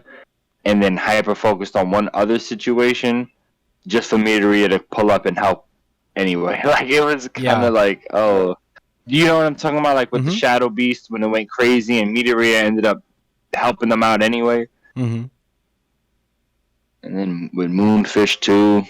Yeah, that's where I'm at now. Moonfish got destroyed by Tokiyami. That's what happened, right? Yeah. The like Shadow just wrecked him, right? This feels like a memorial for my hero. Look, I don't know. I don't want to get into a tangent. You're right, Brian. It does. It's not a. It's not a memorial. It's not a memorial. This is. I'm stealing a line from Charlie Clips. He's a battle rapper, but he had said that his opponent's mother had to wear all black to watch the previous battle that they was in because he died. Jeez. And that's Horikoshi's mother would have to wear all black to listen to this. Yeah. I just, I'm gonna give it. You are putting I'm her gonna give it child the next right. chapter. I'm gonna give it to the next chapter to see what he's gonna do, or maybe the next few chapters. I don't know. Honestly, that's see. a good policy to keep. I think we do that generally, where we're like, we'll give it the next chapter. Explain yourself. What do you have to say for yourself? Yeah. Horikoshi? Yeah, it's 2 weeks too. Yeah, We gotta no, marinate with weeks. this for 2 weeks. Well, Think about what you did. go to your room. Think about what you did over your break. So I swear, it's the nitroglycerin hearts, guys. It's gonna come back. Yes. You guys won't let me finish things. The glycerin heart. You guys don't even know that nitroglycerin I is know good for the science. heart. I know science. Once this arc is over, I'm gonna reread My Hero. I'm already doing it, bro. You gotta get on it now. God, this I don't know, man. This took so much out of me. All right.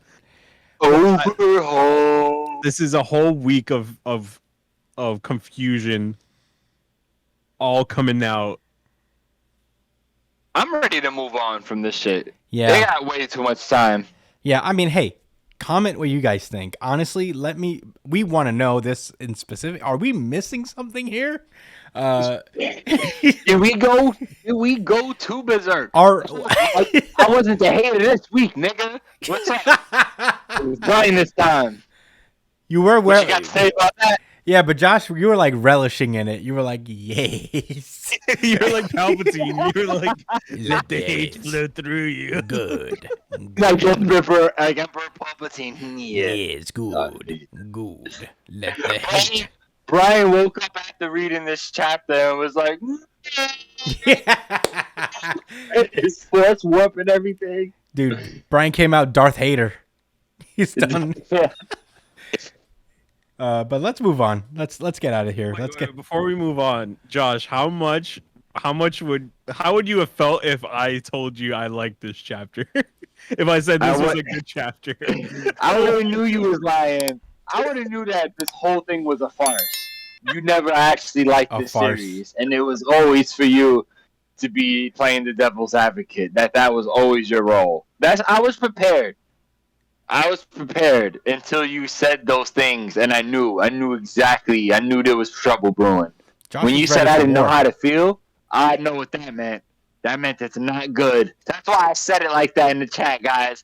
And for everyone listening, I told these niggas straight up, I did not think the chapter was good. They felt like it was a bad chapter. Straight up. I usually have way more seasoning attached to my, way more like animosity. It was just very plain and simple. Poor chapter. Moving on. Yeah, let's move on. I wish it was a very bad chapter of the week. Yeah, but we don't focus on that negativity, dude. We don't. But anyway, let's move on for real. Jujutsu Kaisen. Oh, yes. Your boy's back with another Jujutsu Kaisen breakdown. I took a little break last week, but I was feeling sick and under the weather. And I was also a little sick and under the weather. I felt sick. I was also a little sick and under the weather. So, we work for you guys. We were out here still. No sick days unless it's even worse. Then we might take a sick day. Right. So, last week, it was confirmed that Naoya has turned into a cursed spirit because he was not exercised properly, and he is a major asshole that held much regret and contempt contempt towards, the people that smoked him in his life, right? Maki, in particular. Maki And his mom. her mother, most women in general, I guess. The usual. So he also went through. He happened to digivolve into a spaghetti metapod monster, and that's what I'm looking at in this first. Chapter 193, Sakurajima Colony, Part 3. Alternate title. Naoya is a weirdo. What can I say? Okay, this was 19 pages, but it felt like a very fast chapter. No pun intended. Anyway, so he's like, Naoya, the cursed spirit, is admiring himself. Like, I guess, like, wow, I can't believe I hit this kid so hard, and also, I can't believe how gangster you are that you was actually able to block my attack. I'm gonna tell you this, guys. I'm gonna let Gigi slide with this one, but it sure as hell looked like he was not ready to launch no type of blood pack from last chapter. It looked like he had no idea what was happening in front of him. But it's okay. I guess that's what makes it a little bit cooler. Yeah. Noritoshi explains that he would have probably lost his head and his arm, and I would agree with that. He activates the flowing red scale. I don't know what that does specifically. I think it just makes all the blood in his body like active for him to use or something like that. Anybody could cut in there and help me out with this one, or in the comments you could break it down for me a little bit further. Speaking of comments, guys, why don't you leave a like if you're listening on YouTube? Comment below, let us know how you feel about this podcast or how your day's going. You should also subscribe and then maybe share it to the homies that also like to listen. That's true. To awesome literature by Gigi Akutame. Anyway, Maki joins the fray and says, man, I'm not going to let him punch you in the fucking face again, bro. I got you. So they start busting some maneuvers. Maki tries to, like, I guess, end him in one blow. And he spins around fast enough to deflect the sword. I was like, oh, spin around in the speed of sound. She even says, but against the sword. And I was like, well, the sword you're using doesn't look particularly tough. It's one of those Jujutsu Kaisen weapons. And you don't know that sometimes they're really strong, sometimes they're just... That's my sword. Just not. That's my sword. That's whose? Her sister. Mai had her own sword? She used yeah! It is a special sword. Yeah. But he he did a spinning top, basically, and just kind of deflected Jesus. He was able to deflect her sister's soul? Like, yeah. Oh, damn it. That's crazy, man. So, yeah, Noritoshi, this is what's become of Naoya Zenin. See, I don't know why he's like... I don't know why he's breaking it down. Oh, no, he didn't know yet. Maki I guess he didn't that. know yet. So he's a... Yeah. No, Maki said that. Maki said that? Yeah, Maki was letting Noritoshi know that this was Naoya. And then Naoya says, I can introduce myself. That's funny. He actually makes a comment how... I guess the way Rika turned into a cursed spirit, it made a lot more sense since there was like a link and bond, with the strong emotion. Whereas with Naoya, I guess they're just explaining that he was that mad. They don't explicitly say that, but I think that's like that's the only thing to know is that he was that spiteful. Yeah, his personality and cursed technique transferred over. Yeah, that's how pissed he was. He was so tight. He starts noodling up. I don't know how else to articulate it. He starts spaghetti and meatballing on the page, and then activates his cursed energy. So he started noodling up. He's hitting them with the Getting- fettuccine uppercut. Yeah. He said, "I'm gonna Chef Boyardee." Yeah, he starts squirming, and through those series of actions, he activates his curse technique, frame destruction. I made that up. That's not the name of it, but that's what we're going with. And what he does is he freezes the air in place, and then shatters it to cause explosions at a subatomic level. I'm not a physician. I'm not a physicist. I don't know. Brian is though. He knows science. Yeah, Brian's apparently a fucking PhD having scientist. Yeah, he's using nitroglycerin here to move fast. Is nitroglycerin too? Right. That's what his curse. That's what his curse needs is truly about. Just be careful, don't go too fast, or you'll blow up your heart, bro.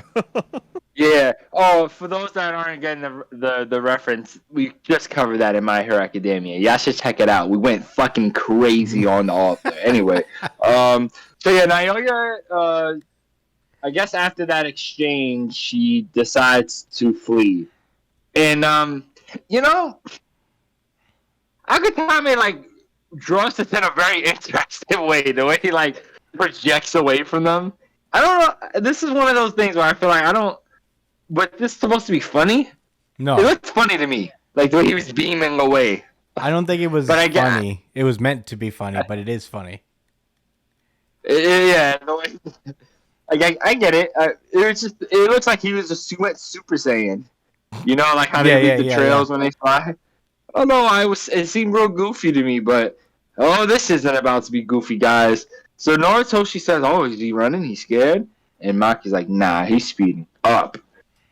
And they're like, all right. So he's probably going to make himself super duper fast and then just run into us. So we got to do nothing. We just got to wait for a nigga to pull up to us. Noritoshi is like, okay. They start talking about how, like, all right, like, like, how fast is he going to get? And Maki's like, all right, he was fast in his sound before. So, IDK. Maybe he'll still be that fast, right? Right. So they talk about their strategy, how they're gonna just wait for him to prepare a counterattack. It's like he starts like compartmentalizing. I think like his body starts turning in, like it starts like becoming smaller but more compact. I think is that what's going on, right? Yeah, he basically makes himself into a shuttle. It looks like he. Yeah. He turns himself into like a fucking like a space shuttle or something, but just a cockpit. Yeah. I'm gonna tell you this: they seem prepared to me. Maki takes an athletic stance. Yeah. And Noritoshi leaves some blood mines around. I'm like, oh, they are ready. Yeah. The next page, he's moving too fast. So fast. He Moral shatters of the story. He shatters all the glass. Huh? Moral of the story: he's moving so fast. Yeah, that is the yeah. I can't break it down any further than that. He moves incredibly fast. He wraps around the area several hundreds of times, probably. The author decides to break down how he's like getting faster. I'll just read it. Naoya's cursed spirit body drew in air through inlets. Yeah, like vents, right? Mm-hmm. And used thrusting pressure and cursed energy to compress and eject it for increased propulsion. He pulls up on Maki from the side. I guess she wasn't expecting it. Black screen. Maki is dead now. No, she's not dead. But she's hurt and maimed. Naoya's speed had reached Mach 3. And then he says, no way. And to think you beat me once. Okay, guys. When he said no way, I said the same thing. Like, wow, that's it, Maki. You couldn't stop this fucking guy. Yeah. You knew he was coming. You knew he was coming right to you. What? Is... See, now here's the thing. I don't think she's really dead. Now I think Bakugo's dead. Sorry, guys, but I don't think Baku's dead. I think she's just shocked because she's never witnessed anything that's happened in Mach 3 before. Yeah. Which is fair. Yeah. I don't even know what Mach 3 is. It's so. I don't know what to so reference fucking it to. fast. So fucking It's fast. so fucking fast. Beyond comprehension. Beyond. Brian, can you look up what Mach 3 is exactly? Or he's already doing it. I think it's. I don't think it's beyond light speed though. We're about to find out. Oh, he's coming. Okay, so Mach 3 is an aircraft going 3 times the speed of sound. So So they are breaking the sound barrier. yeah, By 3 times. Yeah, by 3 times basically. What's light speed? Mach what? It's yeah, I don't know. I guess should we get find into out. thoughts while Brian looks this up? Yeah, give me your thoughts, Christian. I thought this was pretty cool. A lot of it was Naoya flying around, so Yeah, really fast. so fast. Real quick, the Mach speed of the speed of light is 874.3.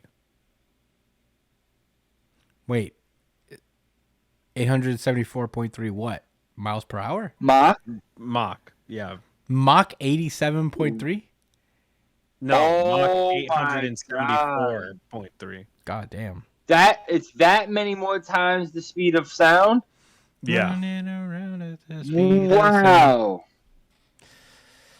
almost 900 times the speed of sound. We are just insignificant beings Mm. on a floating fucking rock. I hope y'all all know that. I hope that's not too much of an existential blow for everyone's psyche, but yeah, we are so insignificant, guys. I recommend you guys watch Everything Everywhere All at Once. It talks about this very idea. But Did anyway, they come to the same conclusion that I did? a little bit. It's a movie about this kind of stuff. Anyway, honestly, one of my favorite movies ever. But yeah, yeah, it is a lot of Naoya running around for a while, noodling up, so to speak. But yeah, so He spaghettis up and hits at Mach 3.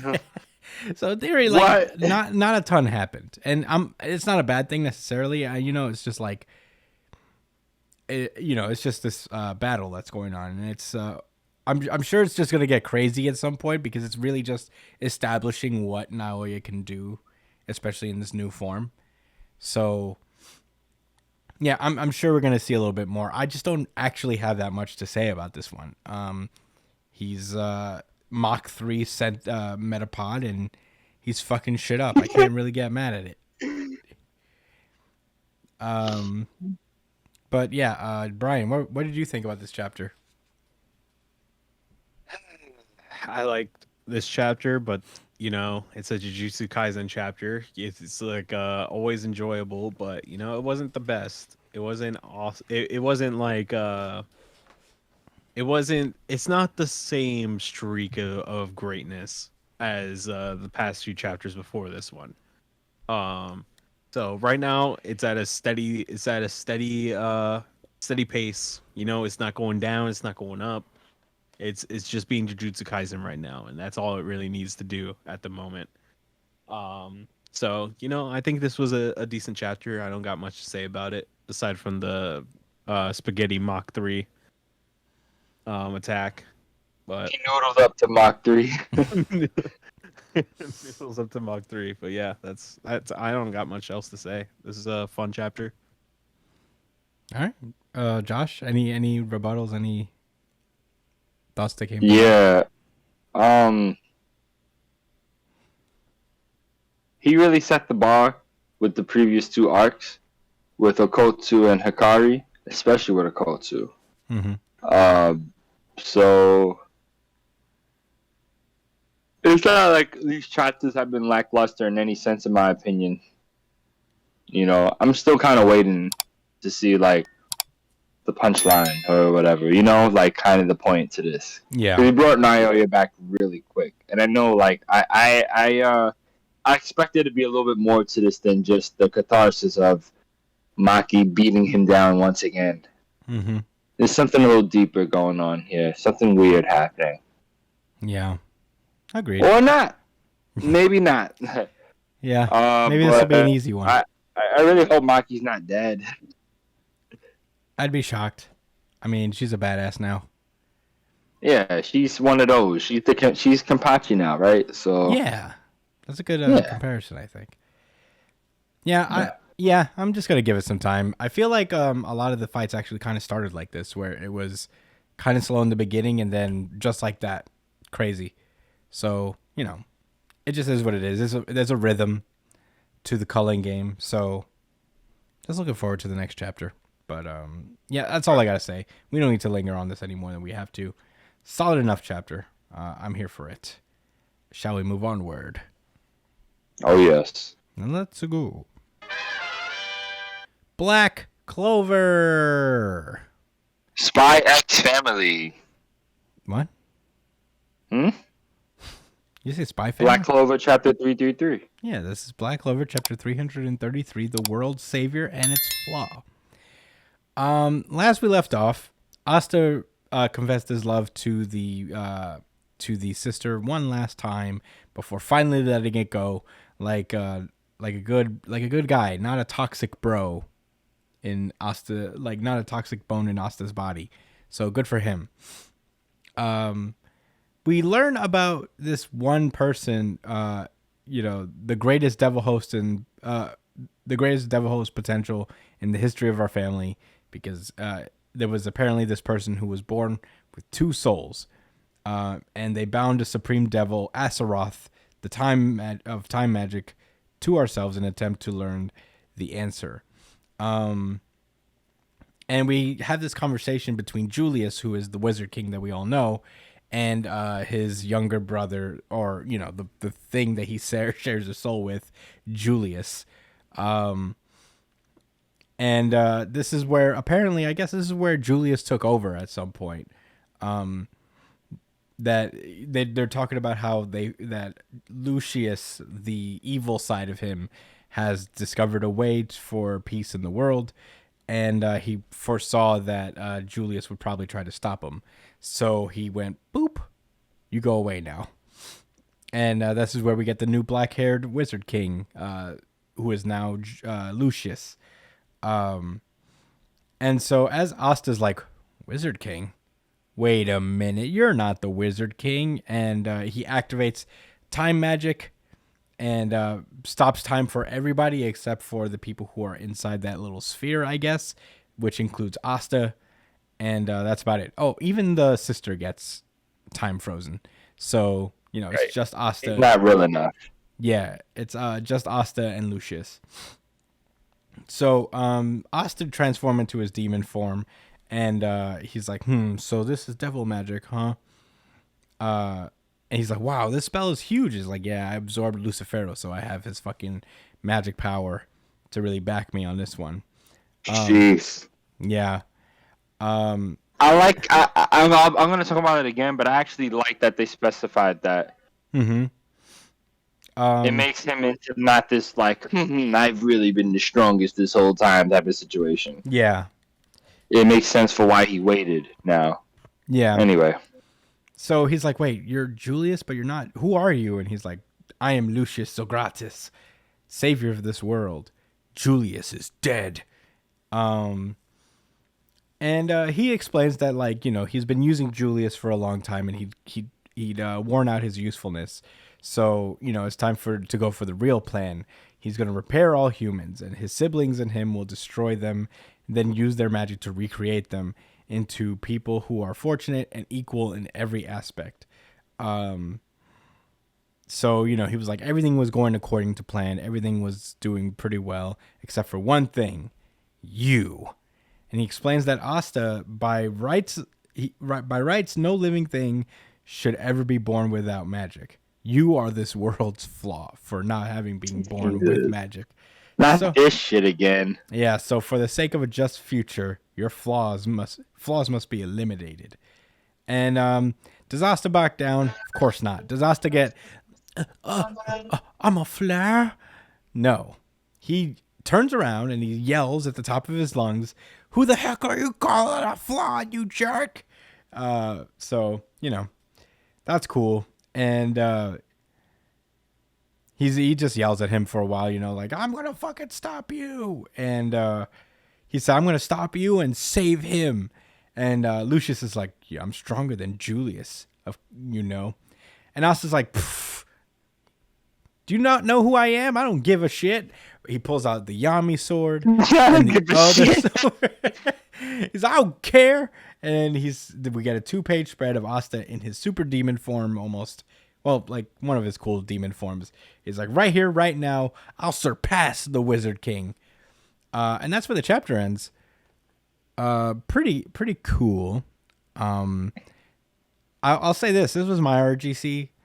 Was this yours as well, Josh? Same. Ooh, Yep, and this was also the audience RGC of the week. Certified RGC, certified RGC, certified RGC.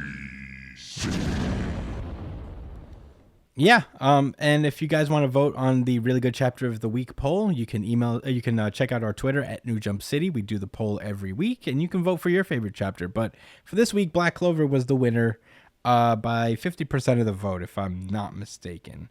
50% of the vote.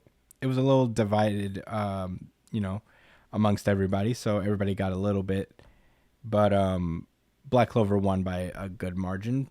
And for good reason. This was just like a cool chapter. Obviously, the origin of Lucius, of Julius, was like pretty good. I mean, I didn't really find any problems with it. I thought I would. The whole thing with Julius was like, I feel like I shouldn't like this. It feels like an ass pull, but for whatever reason, I accept it. You know what I mean? Like, it made all right. I don't know if you want to continue to give thoughts, but like, it made a lot of sense to me. That's why personally, because I think I mentioned this already last week, but I already had some weird suspicions about him because I thought he was still a little too enthusiastic about like the evil magic and such. Like even early on with the elves when they had that stone slab. It's the way he was talking about it was, like I said, way too interested for someone that's supposed to be this good guy. And, I think at the time we thought he had light magic or something like that, but it was just time magic. And, him turning, it was just weird. Like, he turned into a child and all of that. Like, well, no, there's really nothing beyond the fact that he showed enthusiasm for dark magic. But he never really knew why. So that's why I like the little story they gave this week, because it shows that it's not that he didn't know this. Like that, it confirmed that he wasn't aware that he had a devil inside him this whole time. Even when he was older, he didn't know. Mm-hmm. This was, he's been in the background this whole time, but the interest has peaked out. Mm-hmm. That's also why he probably took such an interest to Asta by him, in of himself as well. Because the devil himself was like, I want to inquire more about this anti-magic child. It all makes sense to me. Yeah. It's plausible enough. Yeah. That being said, I also missed this detail, but when Asta pulled out his anti-curse sword, I guess, he actually freed everybody from the time curse. Yeah, he sent like a wave of anti-magic and shattered the fucking spell. Gangsta time. I still don't have nothing to be scared of. Well, it's called partner, but it should be called gangsta time. Yeah. Word up, yo. We know what time it is. Yeah. Yeah, bro, I just beat the king of the devils. I'm gonna pack you up and get my friend back. I'm gonna stab you with this sword and you're gonna get extinguished and exorcised. Yeah. I'm excited for this. We're technically past the time skip, so Asta could have gotten even stronger with his magic and all that stuff. Looking but forward it's been to seeing. like what, like a few months? Like they mentioned it was 6 like months? years. Oh. Yeah, it's like 3 years or so. But yeah, great chapter. I had a good time reading it, and this 2-page spread at the end, nice, fucking Incredible. nice. But Josh, what did you think about this chapter? Oh. Well, I did say it was my RGC, and I think I kind of already explained it. I really appreciated the way they handled Julius's slight backstory. Although I am a little confused. Wait, did they say how long ago this was? Hold on. I'm sorry, I was looking at something. What thing? I was trying to figure out. Oh, a year and 3 months after the Spade Kingdom War. Okay, Oh, okay. never mind. Yeah, it's a year. I thought it was like a couple years. Okay. I wasn't. It was kind of ambiguous that who's the devil family he was a part of? Wasn't that the Spade Kingdom people that were over there Who? that had Magicula? All right. When you look at the beginning of the chapter, and he's talking about his. Hold on. He says, like when they're saying, I gave it a lot of thought, the greatest devil host potential in the history of our family, an exceptional being born with 2 souls and 1 body. Who is the family? Is the family that those Spade Kingdom kids? No, this was like, Or wasn't this this is Clover? just some random family? Well, that because the those Wizard King was ruins, a part of? those ruins are the same one that Noct had, like that Noct took Asta down to. Way back in the Right, day. so this was probably a different family doing their own devil Weirdo stuff. situation. Yeah. We bound the supreme devil, our sort of time magic, to ourselves. Okay. In an attempt to learn the answer. Okay. And that's the conversation I had right before Julius gets sent away. Mhm. Where they're like, I've seen it, the future. Yeah. But why does he say Lucius? That isn't. Does it imply that he knew of Lucius in him? I think so. But he didn't. I guess he didn't know what the fuck he was planning. Yeah. Yeah, I guess. But No, I don't think he knew there was a devil in him. yeah, I think he's just finding out, and whatever. I don't think that's super important. I mean, I just think a lot, like a tone was set. I mean, even when he made this huge time spell, it was pretty dope. Not gonna lie, I like how he froze everybody. I thought that was pretty sick. He was trying to take Asta out right then and there. yep, Did y'all peep that? Yeah. Like, he tried to do away with him immediately. He pulled up to the scene and was like, "Yeah, I'm gonna remove you from the equation now." I will And pluck then your realized head he off. couldn't. I will pluck your little head off. Pluck. Yeah. I'm saying no Punk, and he knows that too. So that's what's kind of cool about this too. He's not some guy that's gonna underestimate Asta. He knows that he's dealing with someone that beat the King of Devils, who is above him. So he has to be smart about how he fights. Mm-hmm. Asta ain't never dealt with someone that can manipulate time though. That's pretty tough. Yeah. But yeah, I don't have much else to say. Do you have any rebuttals, Brian? You're reading Black Clover now, right, Brian? Do you have any thoughts by any chance? This certainly made me more interested in the series. Yes. But am I going to read it from the beginning? You maybe should. That remains to be desired. All right. I mean, We'll see. what's the point The of next reading it now? You're not the going to next chapter will decide whether I watch it from the read it from the beginning or not. All right. The answer will be no. I'm calling it here. All right. Well, that being said, I guess we can move on then. I really like this chapter. It was really cool. So let's get it going. Undead Unluck. This is Undead Unluck chapter 122. It's in your nature. We open up with a loop happening. It looks like Huis established another loop, and she walks outside, and she's in prehistoric times. We have dinosaurs still around. And she runs into Victor, the alter ego and true, I guess, identity of Andy, who I guess just I remember he naturally just like phases through. He doesn't necessarily need to loop with the with the arc in order to do the loop. He just kind of lives through everything because he can't die, regardless. So he just So goes. funny. Yeah, he just goes through it the hard way. And it turns out that he's been waiting for Huis for 4.4 billion years at that point. Because he's there at the start of a new universe, basically. So, we cut back to the present where Huis is not trying to fuck with them. That's good to know. She actually just gets down, Yeah. and she wants to just Andy thinks so for Yeah. a second. You He's- just didn't get ready. Yeah.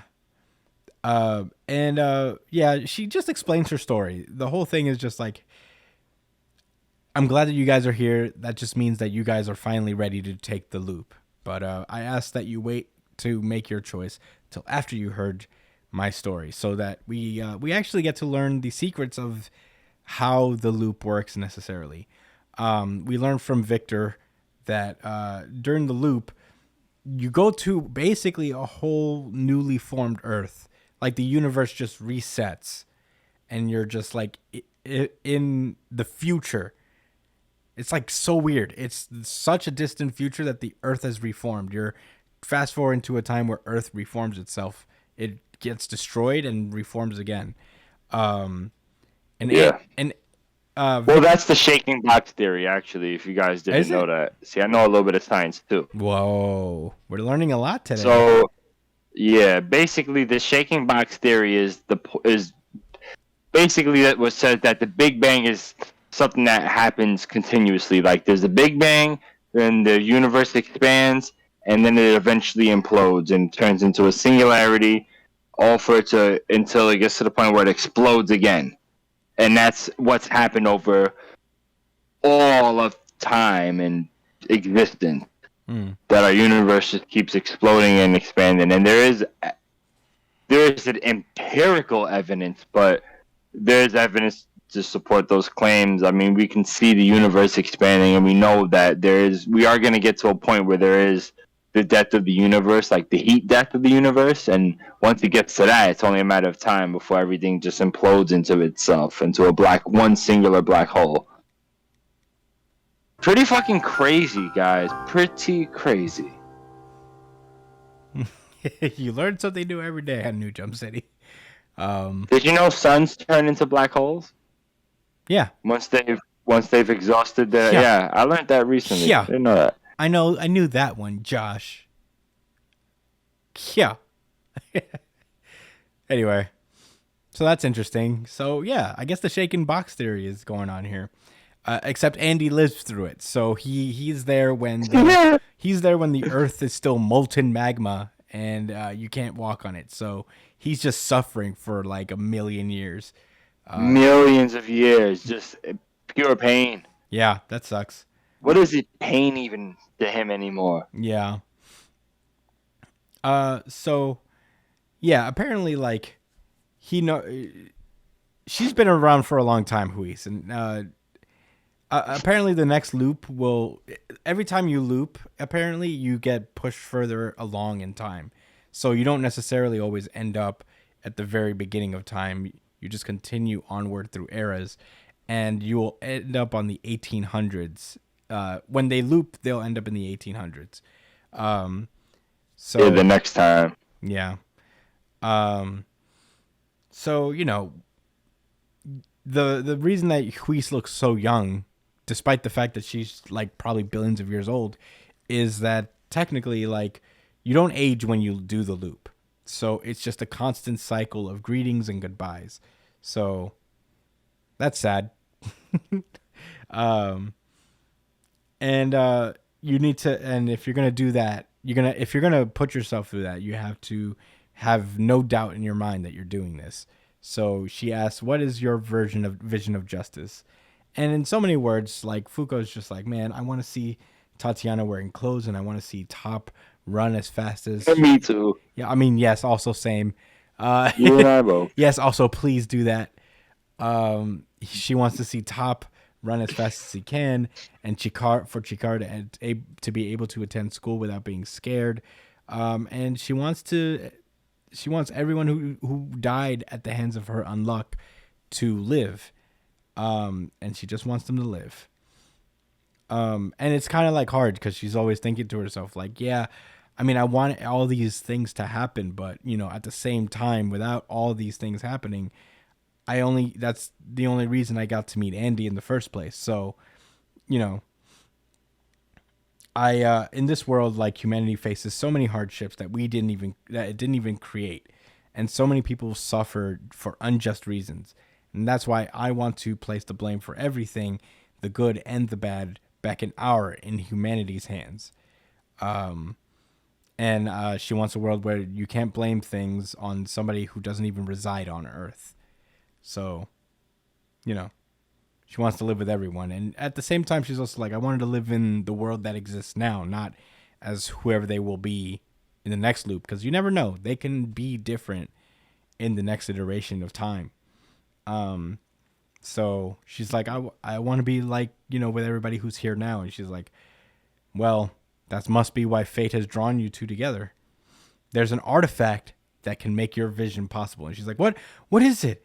And Huis reveals that, like, well, it's the thing that I used to seal Victor's memories. And, but it has come back along with you. That card is the artifact Remember, and it's the key to saving everything. And it turns out the card that Andy has always had that kind of like keeps Victor locked away is also the thing that could pretty much revive the memories of people down into the future. Pretty cool twist. I'm into it. And that's where the chapter ends. Yeah, I really like this chapter a lot. This was actually my second place. This was my second place as well, man. This was a very emotional chapter. We've already said it, but Undead Unluck has been on fucking fire the past couple months. Mm-hmm. Yeah, I really like this. We talked about a lot about the philosophy of what Undead Unluck means, and and I feel like this kind of like pushed us in the direction of part of what this is about, which is, trying to. It's the idea of like taking onus upon ourselves and gaining control of our lives, and not allowing external factors to fuck up our lives.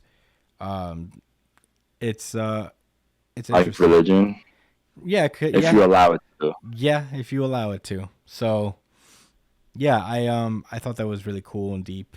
I'm excited to hear more as we get closer and closer to the next iteration of this Earth. But yeah, I thought this was really cool. I thought the story, the way that Huis and the arc works. Now that you explained the shaken box theory, that's actually really cool and pretty smart. But yeah, I don't have many. That was a cool reference on his part. Yeah. I guess I'll get into a couple thoughts. She says, I want to place the blame for everything, the good and the bad, back in humanity's hands. That was really... I want a world where you can't blame things on somebody who doesn't even reside on Earth. A place where people who want to live can live, where hands you want to touch can be touched, and where people who want to die can die. These are really deep words. I'm not going to act like I understand exactly what the author's trying to get across. I can only explain it from my perspective and how it resonates with me. I mentioned it plenty of times on the podcast before. It shouldn't be a secret to nobody, but I am an atheist. My views on, on my materialistic views as opposed to theistic views, have shifted a lot over time. Even to this day, even now, as I am at my point as a 29-year-old, I don't even tell people that I don't believe in God anymore. I don't believe in God as an intelligent designer. That's what I try to explain to people, that I don't think that there's this knowing being that makes decisions, right? And that makes me feel more comfortable as a man, as an adult moving through this world, to know that there are things that just happen, and it's up to us as humanity.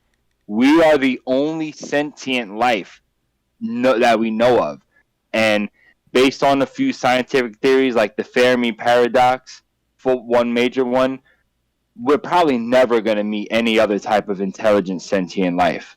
This might be it. Just this, out in a whole vast fucking universe, So with all of that said, like, life is so precious, and I just think it's such a waste to not try to really challenge our views and how we want to move on this planet, while just chalking it up to say that some being is looking out for us and has everything on smash. We have real issues that need to be addressed. Issues of humanity, issues of the safety of our environment, not to get political or anything like that. I don't think that's a political statement, honestly. I think that's just scientific fact at this point, but I digress.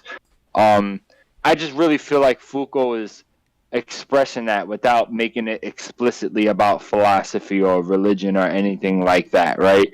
She wants a world where we already have control, but in that world, she wants everyone to understand that we have that control. We dictate how us as a species is going to move forward with each other or move away from each other. Whatever it is going to be based on our decisions and actions and the consequences of them, not something else that has nothing to do with us. Mm-hmm. For those watching and listening to this Undead reveal or breakdown, or Dennis just listening to the entire podcast, I'd love to hear your guys' thoughts on the matter. We can talk about it from the perspective of Undead Unluck, or we can just talk about it philosophically. One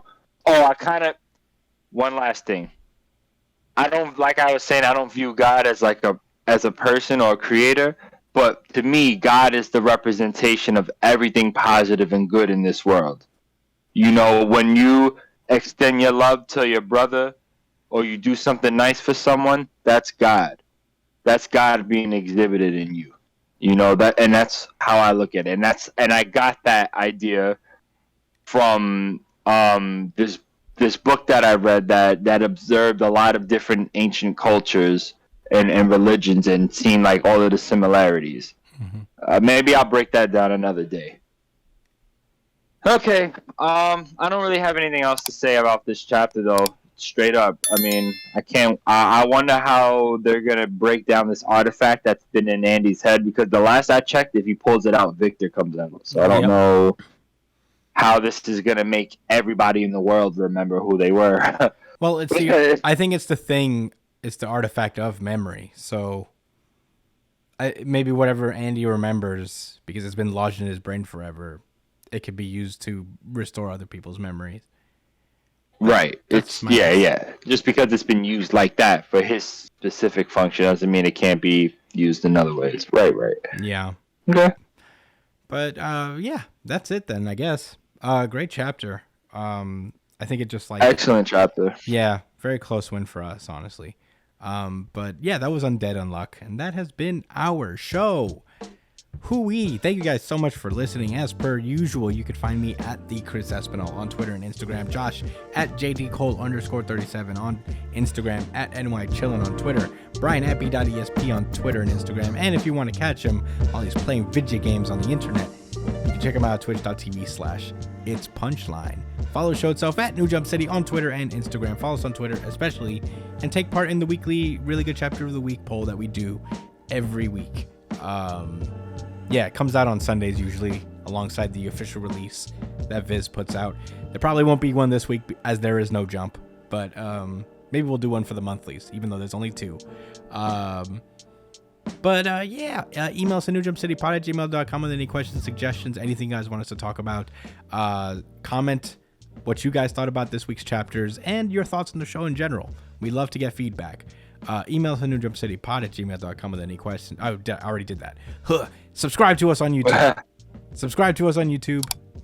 Hit that like button. Hit that subscribe. Get that notification bell going. Share the podcast if you will. If you prefer audio podcasts, we are on pretty much every audio platform there is. Spotify, iTunes, wherever you listen to podcasts. There are links in the bio if you're watching on YouTube that will take you to our iTunes or our Spotify. Check us out there. And that's it. Next week will be a little easier. We only have 2 series and a bunch of questions to talk about. We'll probably talk about X-Men a little bit if we find the time. But thank you guys so much for listening. We'll see you guys next week, and stay safe, New Jump citizens. Peace out, guys. Thanks for listening. Especially if you listen all the way to this point. Hey, we love you. That we do.